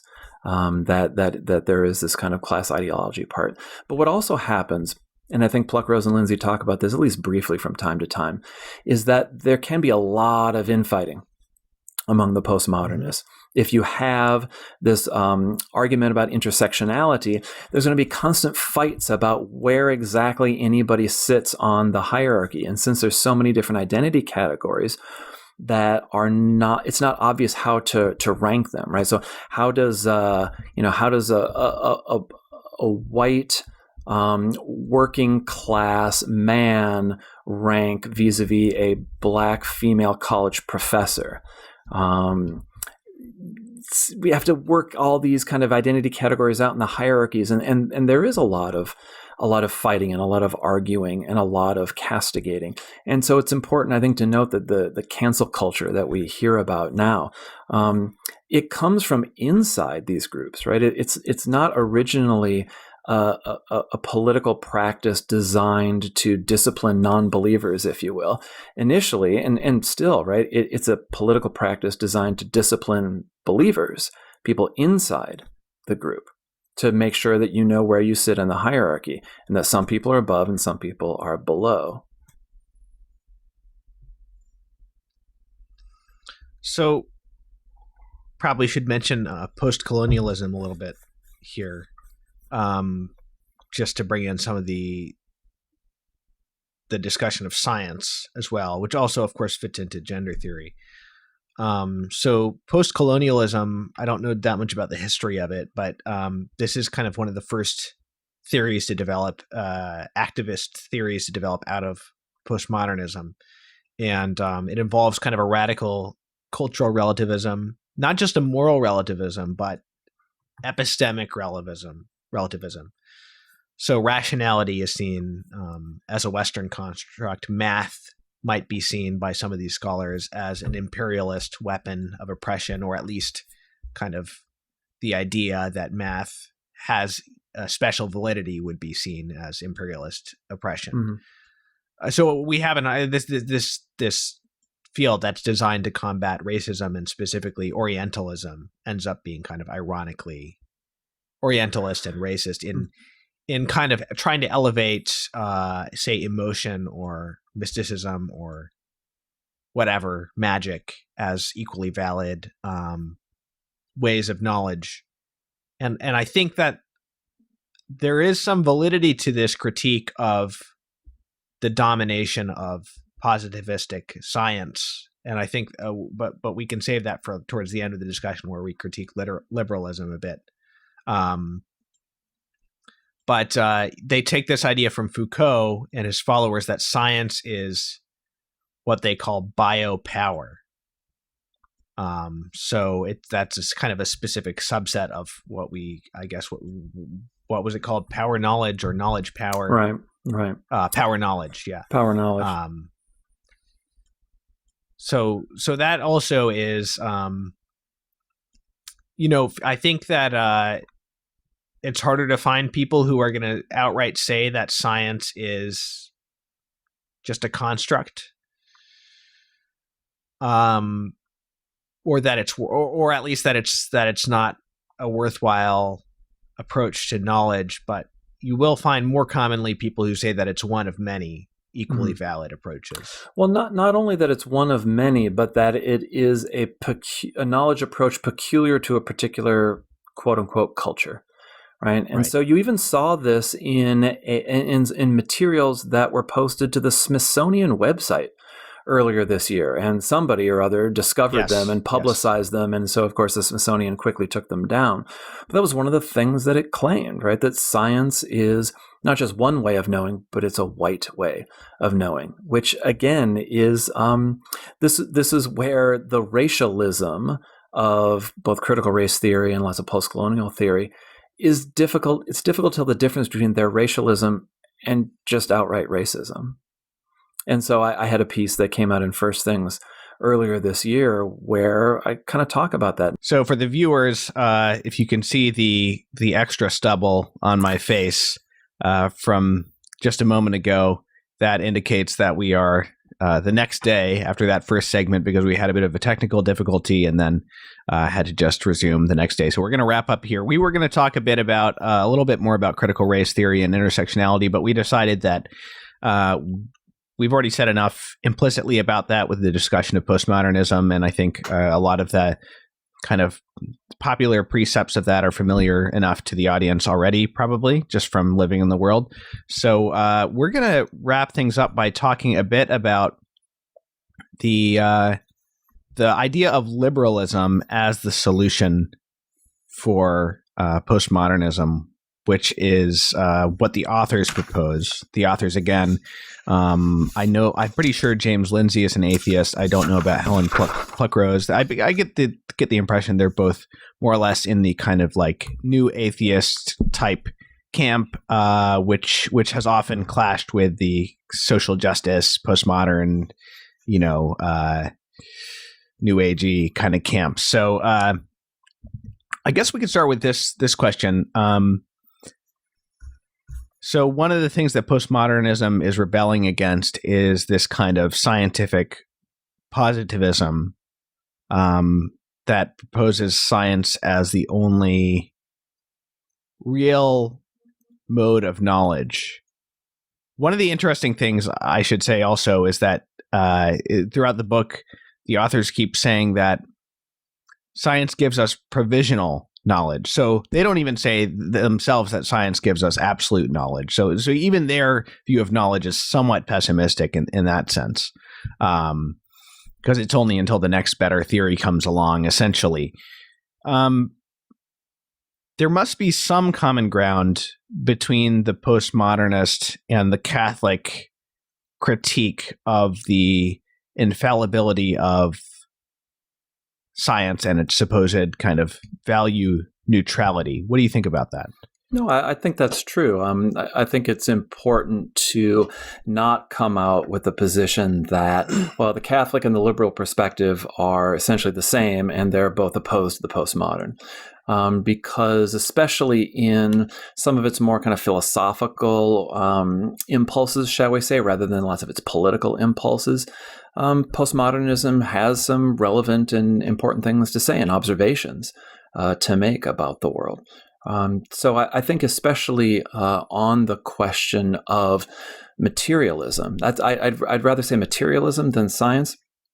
And on the matter of materialism, I think this is where the Catholic and the postmodern perspective can have some similarities, that the world is not simply a material world, that the use of language, the existence of non-material things, we probably wouldn't agree on what those non-material things are, the postmodernists and the Catholics, but that there are non-material factors and influences in the world, and they matter quite a bit for understanding and explaining how the world works as it does and how we can engage in that world and understand it and live within it.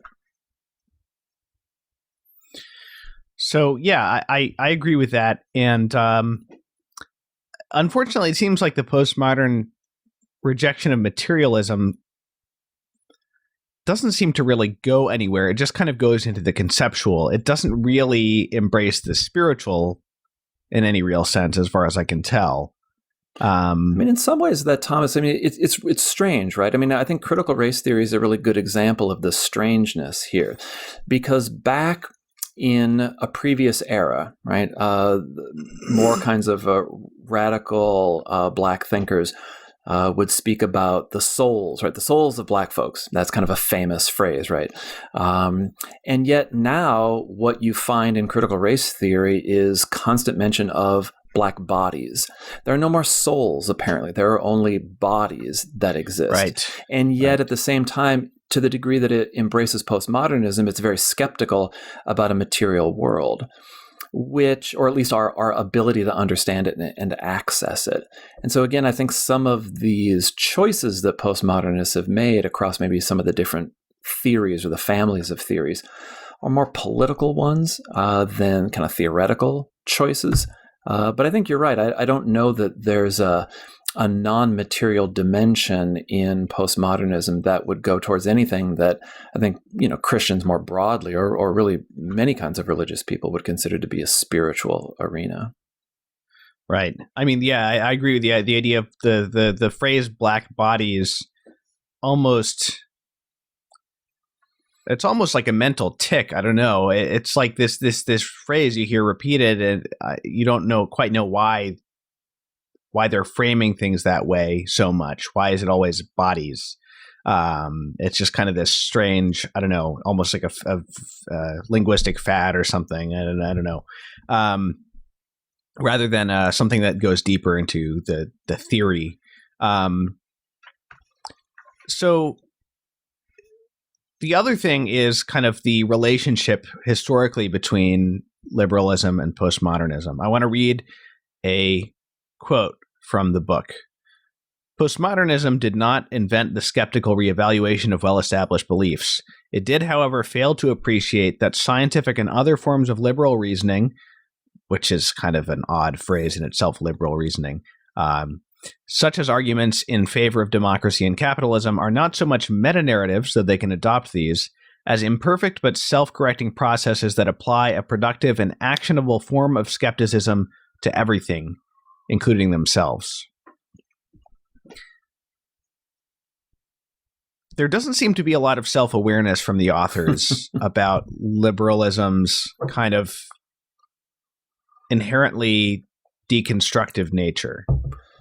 I had a big conversation with this on an earlier episode with James Matthew Wilson about liberalism from the beginning being an inherently negative, critical project. So I think they think that it's productive and constructive because it's, builds prosperity and kind of better material conditions and things like that, and freedom. But I don't know that they have any sense of the fact that liberalism itself is kind of contentless. I mean, I think you're right to some degree, but I don't agree exactly with the claim that it's contentless. But I think my reaction is a little complicated, so maybe I can go into it a little bit. One of the things that Pluckrose and Lindsay do in this book is talk about things that we often think are just kind of parts of a whole, and they're not necessarily so. Right? Liberalism, democracy, capitalism, they're all related to one another, but they're not the same thing. Right? We can have capitalism without liberalism. Just look at China. That's a great example. We can have liberalism without democracy. That's early 19th century Britain, for example. These things we think often go together, and they do tend to go together historically, but they're not necessarily integrated with one another. So I think it's beneficial to think of liberalism as something that's distinct from capitalism. It's distinct from democracy. It's distinct from science. Even though Pluckrose and Lindsay want to just throw all that stuff together and say, well, it's all the same. They all go together. And there have been some good books written recently. I mean, Patrick Deneen's, I think, is near the top of the list in really talking about liberalism and something that Pluckrose and Lindsay deny, but I think is very true. It's meta-narrative. Liberalism has a meta-narrative. They think it doesn't, but I think it very much does. And it's rooted in a particular understanding of what the human being is. It's rooted in a faith. That faith is progress with a capital P, or sometimes history with a capital H, right? President Obama still is very fond of the phrase, on the right side of history. Liberals really believe in these kinds of concepts. And they play an important role in this larger scheme of understanding about what the human being is, how the human being fits into the larger world, what's our relationship to nature, all of these things. These are meta-narratives. I don't think you can live in the world and not ascribe to some kind of meta-narrative. Right. Well, I agree with that. I guess what I'm saying is that, when you ask what is the kind of the content of liberalism as its object as a philosophy, the object is not scientific improvement. The object is not, I guess it was concerned with rationalism from the beginning, but the object was freedom and equality, basically, but not necessarily freedom for anything in particular. I think that's right. And not necessarily, and equality as a primary, this is what James Matthew Wilson pointed out, equality as a primary value doesn't really mean anything, because equality means treating, as he put it, equality means treating like as like, but it doesn't mean treating not like as like. Mm-hmm. So if you just elevate it by itself, it's becomes kind of nonsensical. So if you talk about liberty and equality, I guess the best thing you could say about it is, if you add fraternity there, to take the third bit from the French Revolution, at least there you have a sense of a universal human nature, which is something that Lindsay and Pluckrose talk about in the book as being important. So that's the humanistic aspect of it, I guess, that has some real content. But liberty and equality don't really. I suppose you can only understand them as having content in relation to a humanistic approach. So equality would take on some actual specific meaning in the sense of universal human nature, or same with liberty. If you had still kept certain ideas about what a human being is and what its proper nature is, but still, if I were going to, well, that's why I don't necessarily like the phrase, the term conservative, because it doesn't really refer to anything in particular in itself. Mm-hmm. Yeah, indeed. I think historically you're right, that liberalism has been, right, first and foremost, liberty, freedom, right? It's right in the title, as it were, but also equality. And the nature of that equality obviously then gets debated, right? What kind of equality do we mean? Do we mean just a strict legal equality? Do we mean some kind of material equality? Tocqueville talks about liberalism and liberty, but in the context of democracy. And the real push for equality comes from democracy much more than liberalism. Liberalism is much more about liberty. It's about equality too, but I think liberty is the first and foremost. Liberty for what? Freedom for what? Catholicism is very much about liberty, freedom. Right? Moses takes the Israelites out into the desert. They need to be free, but they need to be free from slavery for a purpose, right? To worship God. And Benedict XVI, in his book Introduction to Christianity, kind of talks about this, and I think it's a really helpful way of thinking about, from a Catholic perspective, the value of freedom and the value of liberty. But it's liberty for something. And I think you're right. Liberalism just kind of throws up its hands and says, well, be free to be whatever you want to be. And therefore, there becomes a great emptiness at the heart of liberalism, which I think historically has been filled. It's been filled mostly with Protestantism. Not always, but the early liberal countries and the earliest liberal thinkers, they're Protestants, right? It's Britain, it's America, it gradually spreads into parts of Germany, obviously, and then France and whatnot. But that content of what's the freedom for has historically been defined by Christianity. Now, as Christianity has waned remarkably in Europe and obviously waning here in the United States as well, I think what we're seeing is a more, if you will, pure form of liberalism, which is realizing a lot more of the, shall we say, the critical, skeptical, deconstructive elements that in many ways I think it shares with postmodernism. Yeah. So he calls it a productive and actionable form of skepticism, which is interestingly pragmatic language, considering the kind of the critique of postmodern pragmatism that he makes in the book, that it's more concerned with what is actionable than what is true, in terms of the applied postmodernism and subsequent developments. One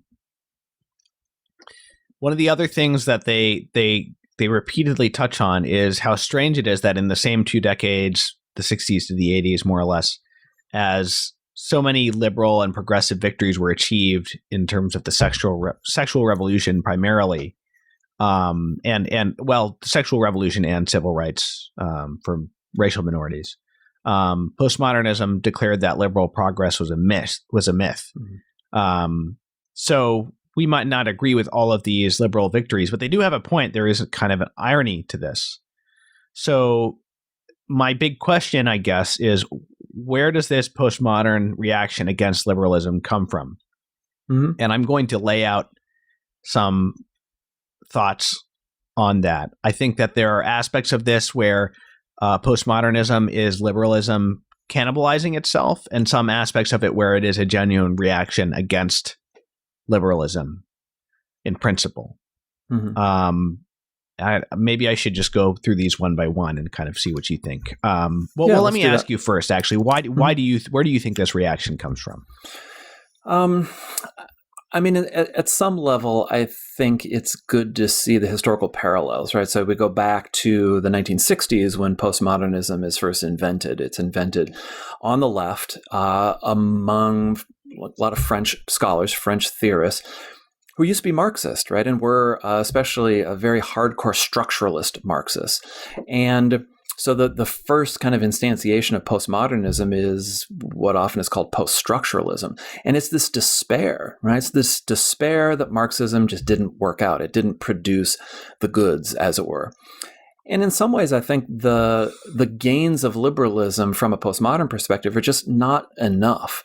And so I think at some level, it's a despair that liberalism didn't achieve more. What that more is, I suppose, is kind of part of this larger agenda that postmodernism has about maybe it's creating total equality, material equality between groups. Maybe it's about destroying all norms. Maybe it's about destroying all categories.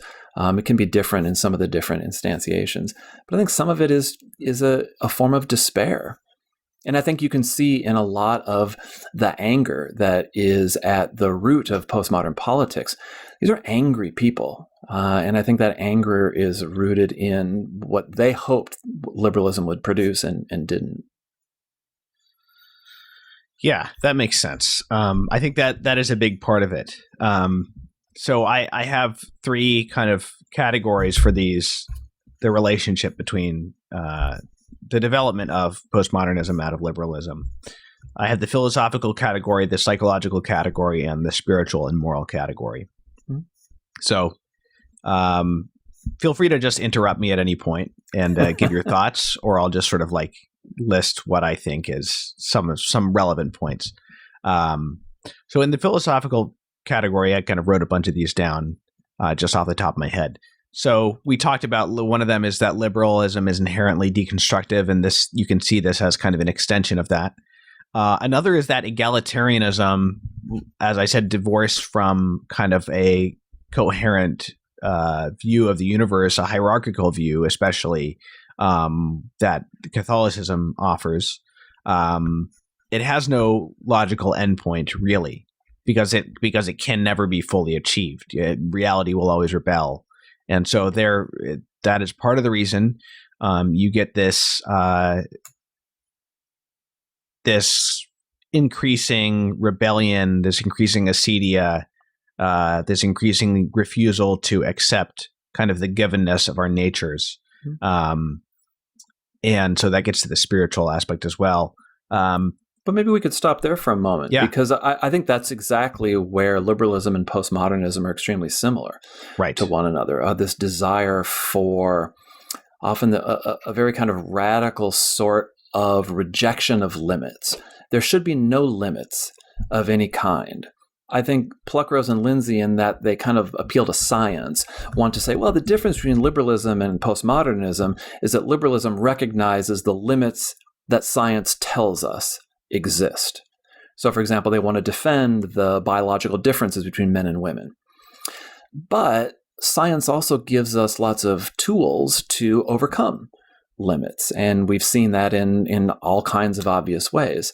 Medicine, for example, mathematical ways to build buildings taller and more strongly, and all of this kind of stuff. And so it's a desire to break limits, to reject any kind of limit that I think is shared between the two. And Patrick Deneen kind of talks about this in his book and suggests that that's at the very heart of liberalism, this rejection of limits. And boy, you look at postmodernism and you read Pluckrose and Lindsay, that is the definition of postmodernism as well.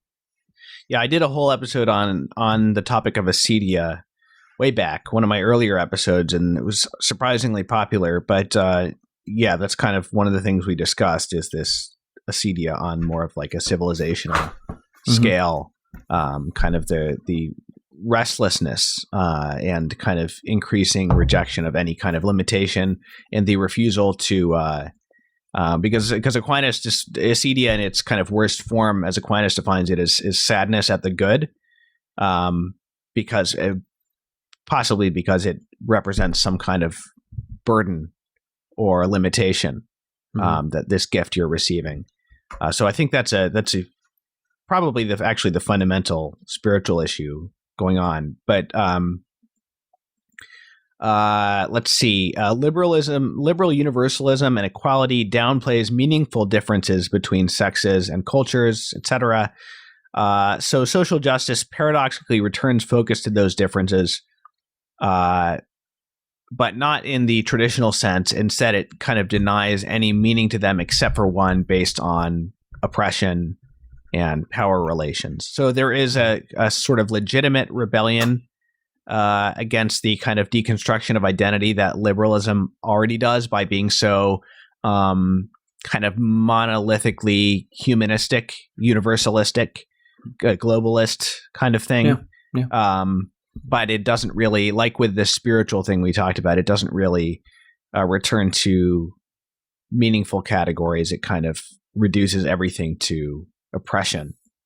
Yeah, I think Pluckrose and Lindsay talk about this in some detail in the book, how, in their view at least, a liberal has individuals and it has universality, right? It has individual humans and it has humanity. But there's nothing in between. At least nothing in between that has any value. And postmodernism, their accusation is at least that postmodernism has only the between, right? There are racial categories, there are sexes, there are, fat people and thin people, if you want to go to fat studies and all of this kind of thing. And what I think we certainly see in a very distinct Catholic contribution to this debate are principles like subsidiarity, where there are individuals and there is all of humanity, but there are also all kinds of other orders that exist, and that we are able to find ourselves in and to tend to which sort we can of plug freely admit are constructive to some extent, Sure. And there's nothing wrong with that. I mean, being a college teacher, sometimes I will hear a student say, well, that's socially constructed. But what they really mean by that is it's not real, and therefore I can just reject it. Right. Just because something's socially constructed doesn't mean it's not real, and it doesn't mean that we can do away with it, and it doesn't mean that we should do away with it. Right. So finally, in the philosophical category, we have this kind of rejection of the tyranny of science.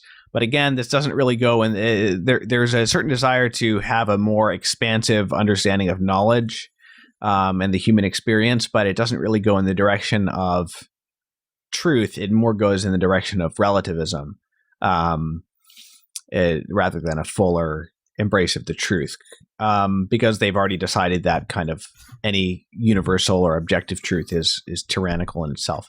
Mm-hmm. So then we go to the psychological reasons. I would just say liberalism makes people miserable. and it destabilizes society in ways that damage people's mental health. And so I think that, in very direct ways, I don't mean liberalism as a philosophy so much, although that's part of it, as the consequences of liberalism. I mean, the destabilization of the family, of communities, these things where people can understand the meaning of life in a very intuitive way have been lost. So there's already a detachment from reality. At the very beginning of the book, actually, now that I think of it, they mention a thinker, Baudrillard, who I'm not very familiar with, but they talk about how the progress from like kind of modernity to postmodernity, modernity kind of initiates this kind of copying, this, like, I guess he's talking about mass production, copying of reality. And then in postmodernity, you get, I'm probably butchering this, but you get like copies of copies until we're finally detached from what's authentic and what's original. And I think that maybe that might not be a totally helpful framework in every case, but in any case, it's clear that it becomes very difficult to connect people with spiritual realities or universal realities when the particular has been so destroyed. And if somebody has no experience of, just to put it at a very basic level, of fatherhood, then it's going to be difficult to have a sense of fatherhood as something that is not illusory or oppressive or non-existent. I mean, that's just one example. Yeah, in that liberalism, I think Pluckrose and Lindsay are right here. It's about individuals and it's about all of humanity. Liberalism tends to do rather poorly. It has a lot of difficulties with anything in between those two, such as the family.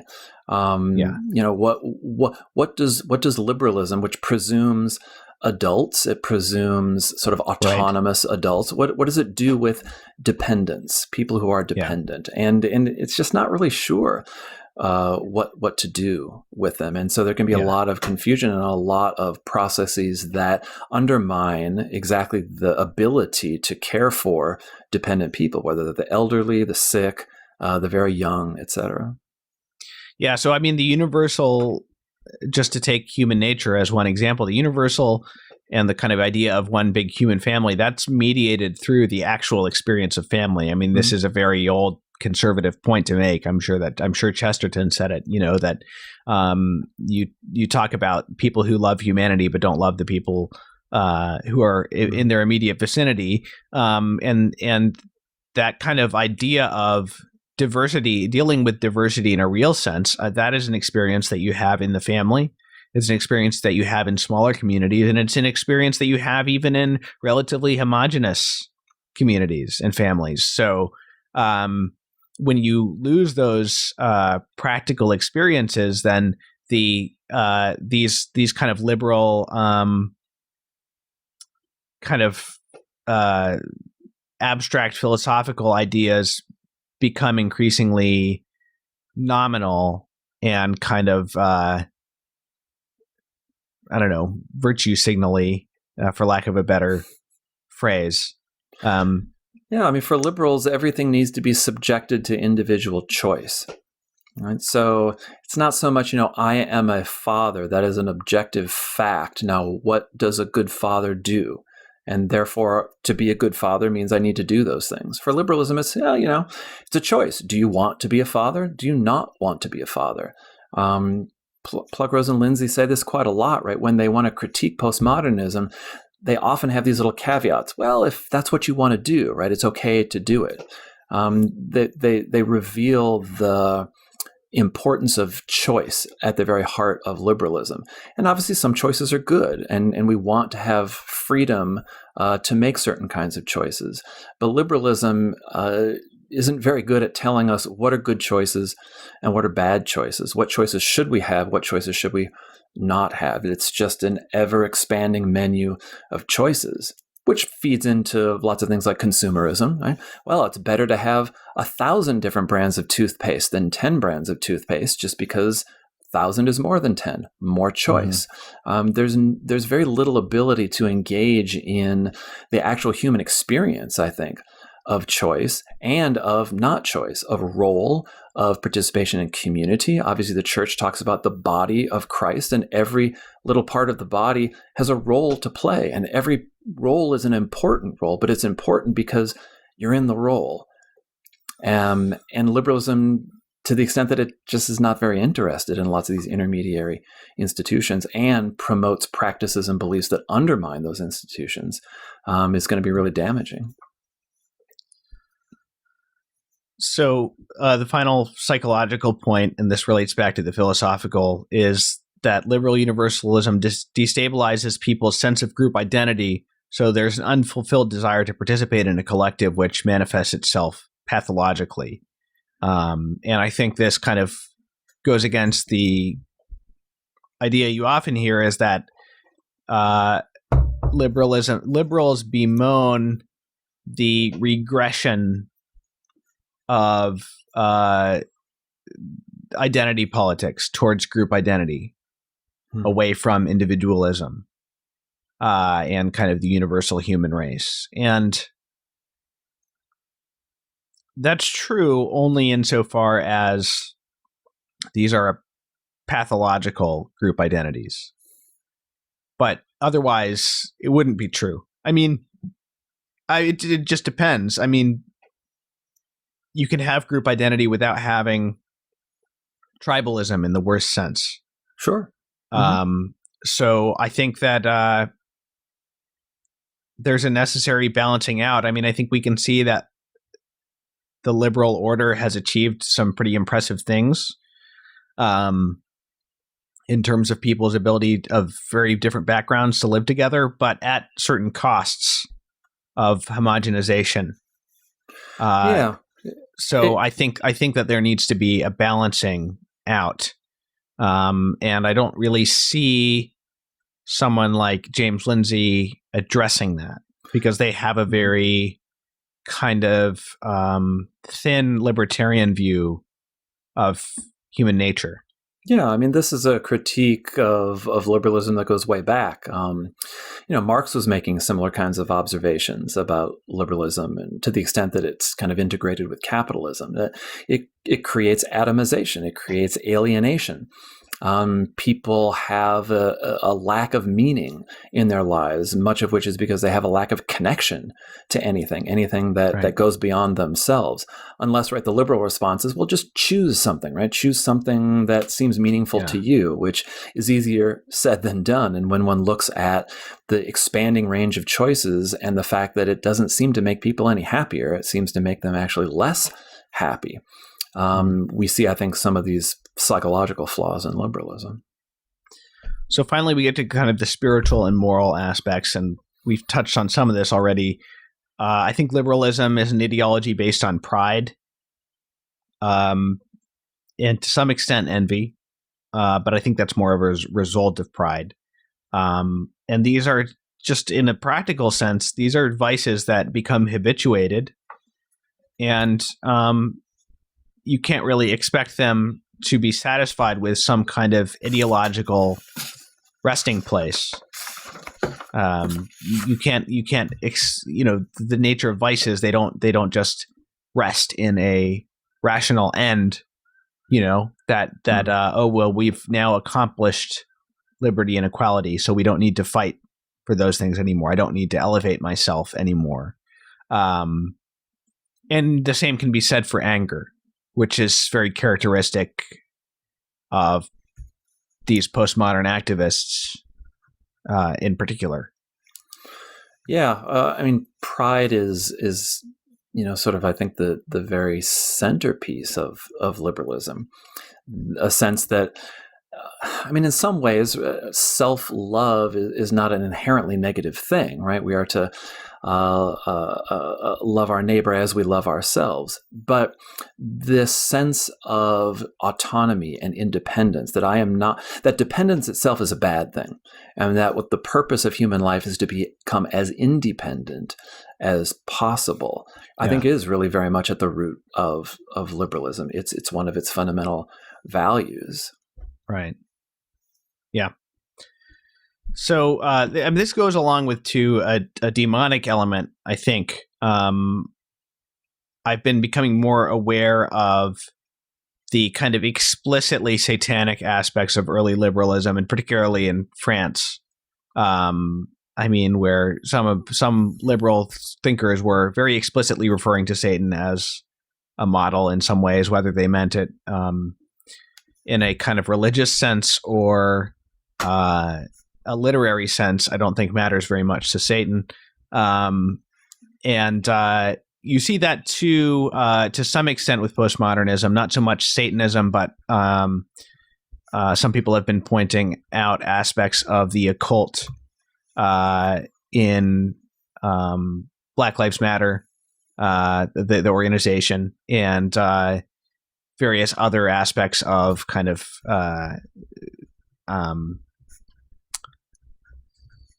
one way you could put it is that if all sources of knowledge are being validated as equal to or as against scientific knowledge, then, as the authors point out, that includes things like witchcraft. And so all of these things are very kind of present together in a mush, so that you have witchcraft as one of many possible avenues for self-exploration and self-assertion.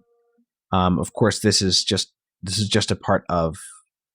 This is nothing new, really, with liberalism. But I guess I'm just pointing out that there is that aspect as well, to the kind of pathology of these worldviews. Yeah, I mean, a revolt, if you will, against the church is part of the history of liberalism. I mean, that's historically the great enemy that liberals and liberalism identified was the Catholic Church. That's just an empirical historical fact. Even in places where the Catholic Church had not been in power for a century or two, or even more, the Catholic Church was still seen as the greatest threat. Even in among like English Protestants, I think. Absolutely. Look at British history, right? It was Catholicism in the instance, if you will, of Spain.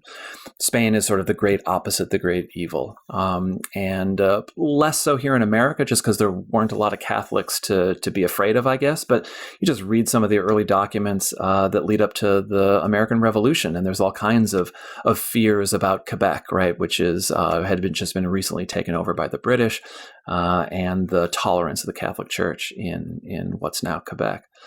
So this goes all the way back. It's in the very roots of liberalism.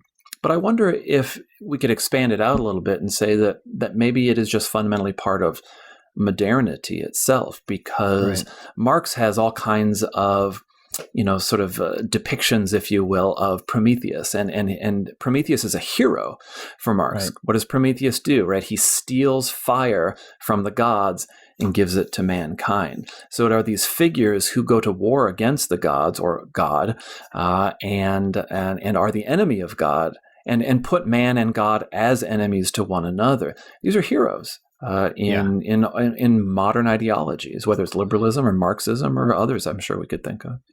Yeah, well, I just did a whole episode about Marx and how his many of his writings his literary writings are explicitly satanic. Actually, there's.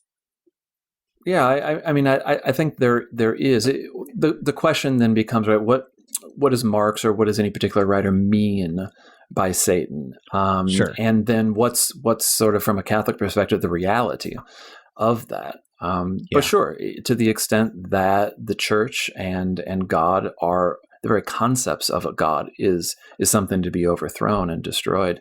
Yeah, Satan is going to be at the very least a symbol that they'll happily embrace, because Satan is the great enemy of God.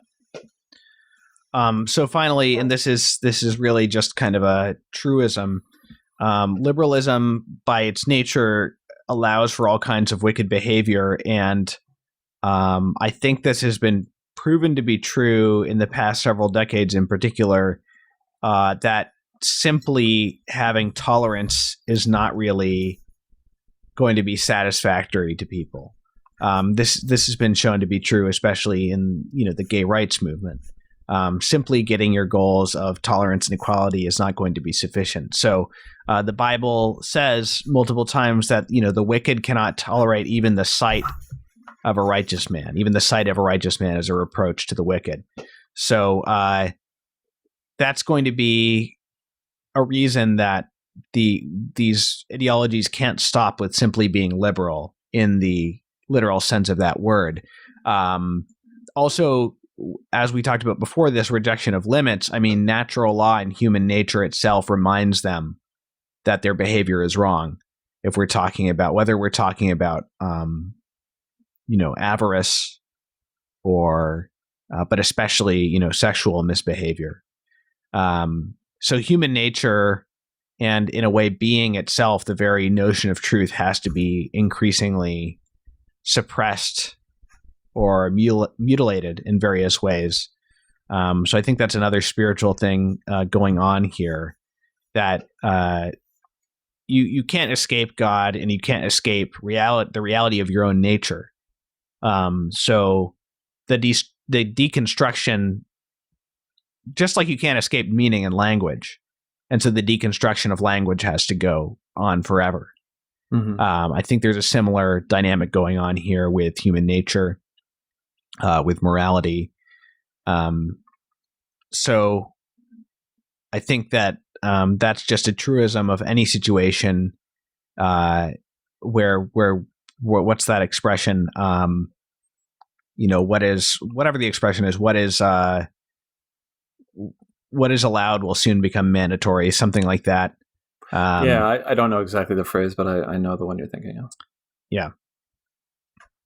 Yeah, I think we see explicitly in postmodernism a kind of cultural relativism, and we see it, at least I think implicitly and sometimes explicitly, in liberalism, in its real reluctance and oftentimes, right, in somebody like John Rawls, right, its absolute refusal to endorse a vision of the good. Right, this claim that, well, all, or at least most, right, visions of the good can be incorporated into liberalism, but liberalism itself doesn't have one. And I think this is toward the goal of expanding choice and expanding autonomy. And ultimately, right, it diminishes, I would say, our anthropology, right? What is a human being? I think at the fundamental level, what liberalism says is a human being is a choice agent. And that's about it. They don't have a whole lot more to say, or at least that's the core of it. There's nothing more in the essence of a human being than this thing, whatever that thing is that makes choices. And it's very threadbare. It's very thin, and it doesn't give direction. It essentially says, pretty much any choice is as good as any other choice. And so perhaps no surprise that we wind up with the kinds of cultural situations that we're in the United States, certainly now, when that core of liberalism is, as I was arguing earlier, kind of Christianity and especially historically Protestant Christianity, has kind of ebbed away. And now there is nothing left in the center because liberalism doesn't want there to be a center. So this is kind of a big question to end with, but maybe we can just say a little bit about what are some ways of... I think we've given plenty of ways of warning people against these ideologies in this episode, but it's a puzzle to me how you actually reach someone who has actually really fallen into this in a radical way. Perhaps somebody who has never experienced kind of a healthy relationship or a healthy social context in which the ideas of Christianity would make sense to them as something that was real and not an oppressive construct. I mean, how do you snap someone back into reality who's gone far into these ideologies? It's not something I've spent a lot of time thinking about, but it does seem like a very difficult thing. I mean, the further further you are from any kind of common language with somebody, the more somebody destroys their own ability to speak language in an honest way, it seems very difficult to communicate with them. Yeah, I mean, I think that's an enormous question. All I'll kind of say in response to it is that I think it is very useful, and useful because it's true, to see these postmodern ideologies, or if you want to kind of bring them together into theory, capital T, as Pluckrose and Lindsay do. It really is a rival spiritual form. It acts as a religion in many ways, and I think that's important for Catholics to understand, that this isn't something that's kind of over there in some separate category. Right? Religion is over here, and that's politics, or that's crazy stuff on campus or whatever. It really is a rival faith. It's a rival religion, and it has institutional support in government, in business, in media, in entertainment. It runs the gamut. And so to see it really as a rival is to see, I think, the truth of what's going on. Yeah, one way I see people getting pushed out of these circles is because as they say, the left eats its own. There's a lot of potential for someone to say the wrong thing and suddenly be persona non grata, even if they were a pretty radical activist themselves. I don't know how often I've seen that result in someone being pushed towards, a real conservatism or Christianity. Not that those are the same thing, but I have seen it happen that they get pushed more towards typical liberalism, or yeah. that somebody who might be otherwise sympathetic to these movements is turned off by the way that they attack liberals. Yeah, I mean, we're kind of coming near the end of my time, but I think so. Two brief things I'll say on that. The first is that I think most of the reified postmodernists, that's kind of the current phase that postmodernism is in, according to Pluckrose and Lindsay, they don't strike me as particularly happy people. I think it really isn't a movement that has a lot of anger in it. It has a lot of desire to attack, to find fault with others. And so I think it has a lot of trouble in building the kinds of robust human bonds that I think every person wants. So I think there are some destructive tendencies inside of postmodernism that certainly doesn't mean it's going away soon, but I think it is very unfulfilling. And to recognize many of its unfulfilling dimensions is beneficial for us. And then the second and the last thing is that Benedict XVI has talked about the importance of beauty. And beauty is something that certainly the Catholic Church can offer the world through music, through art, through the lives of the saints.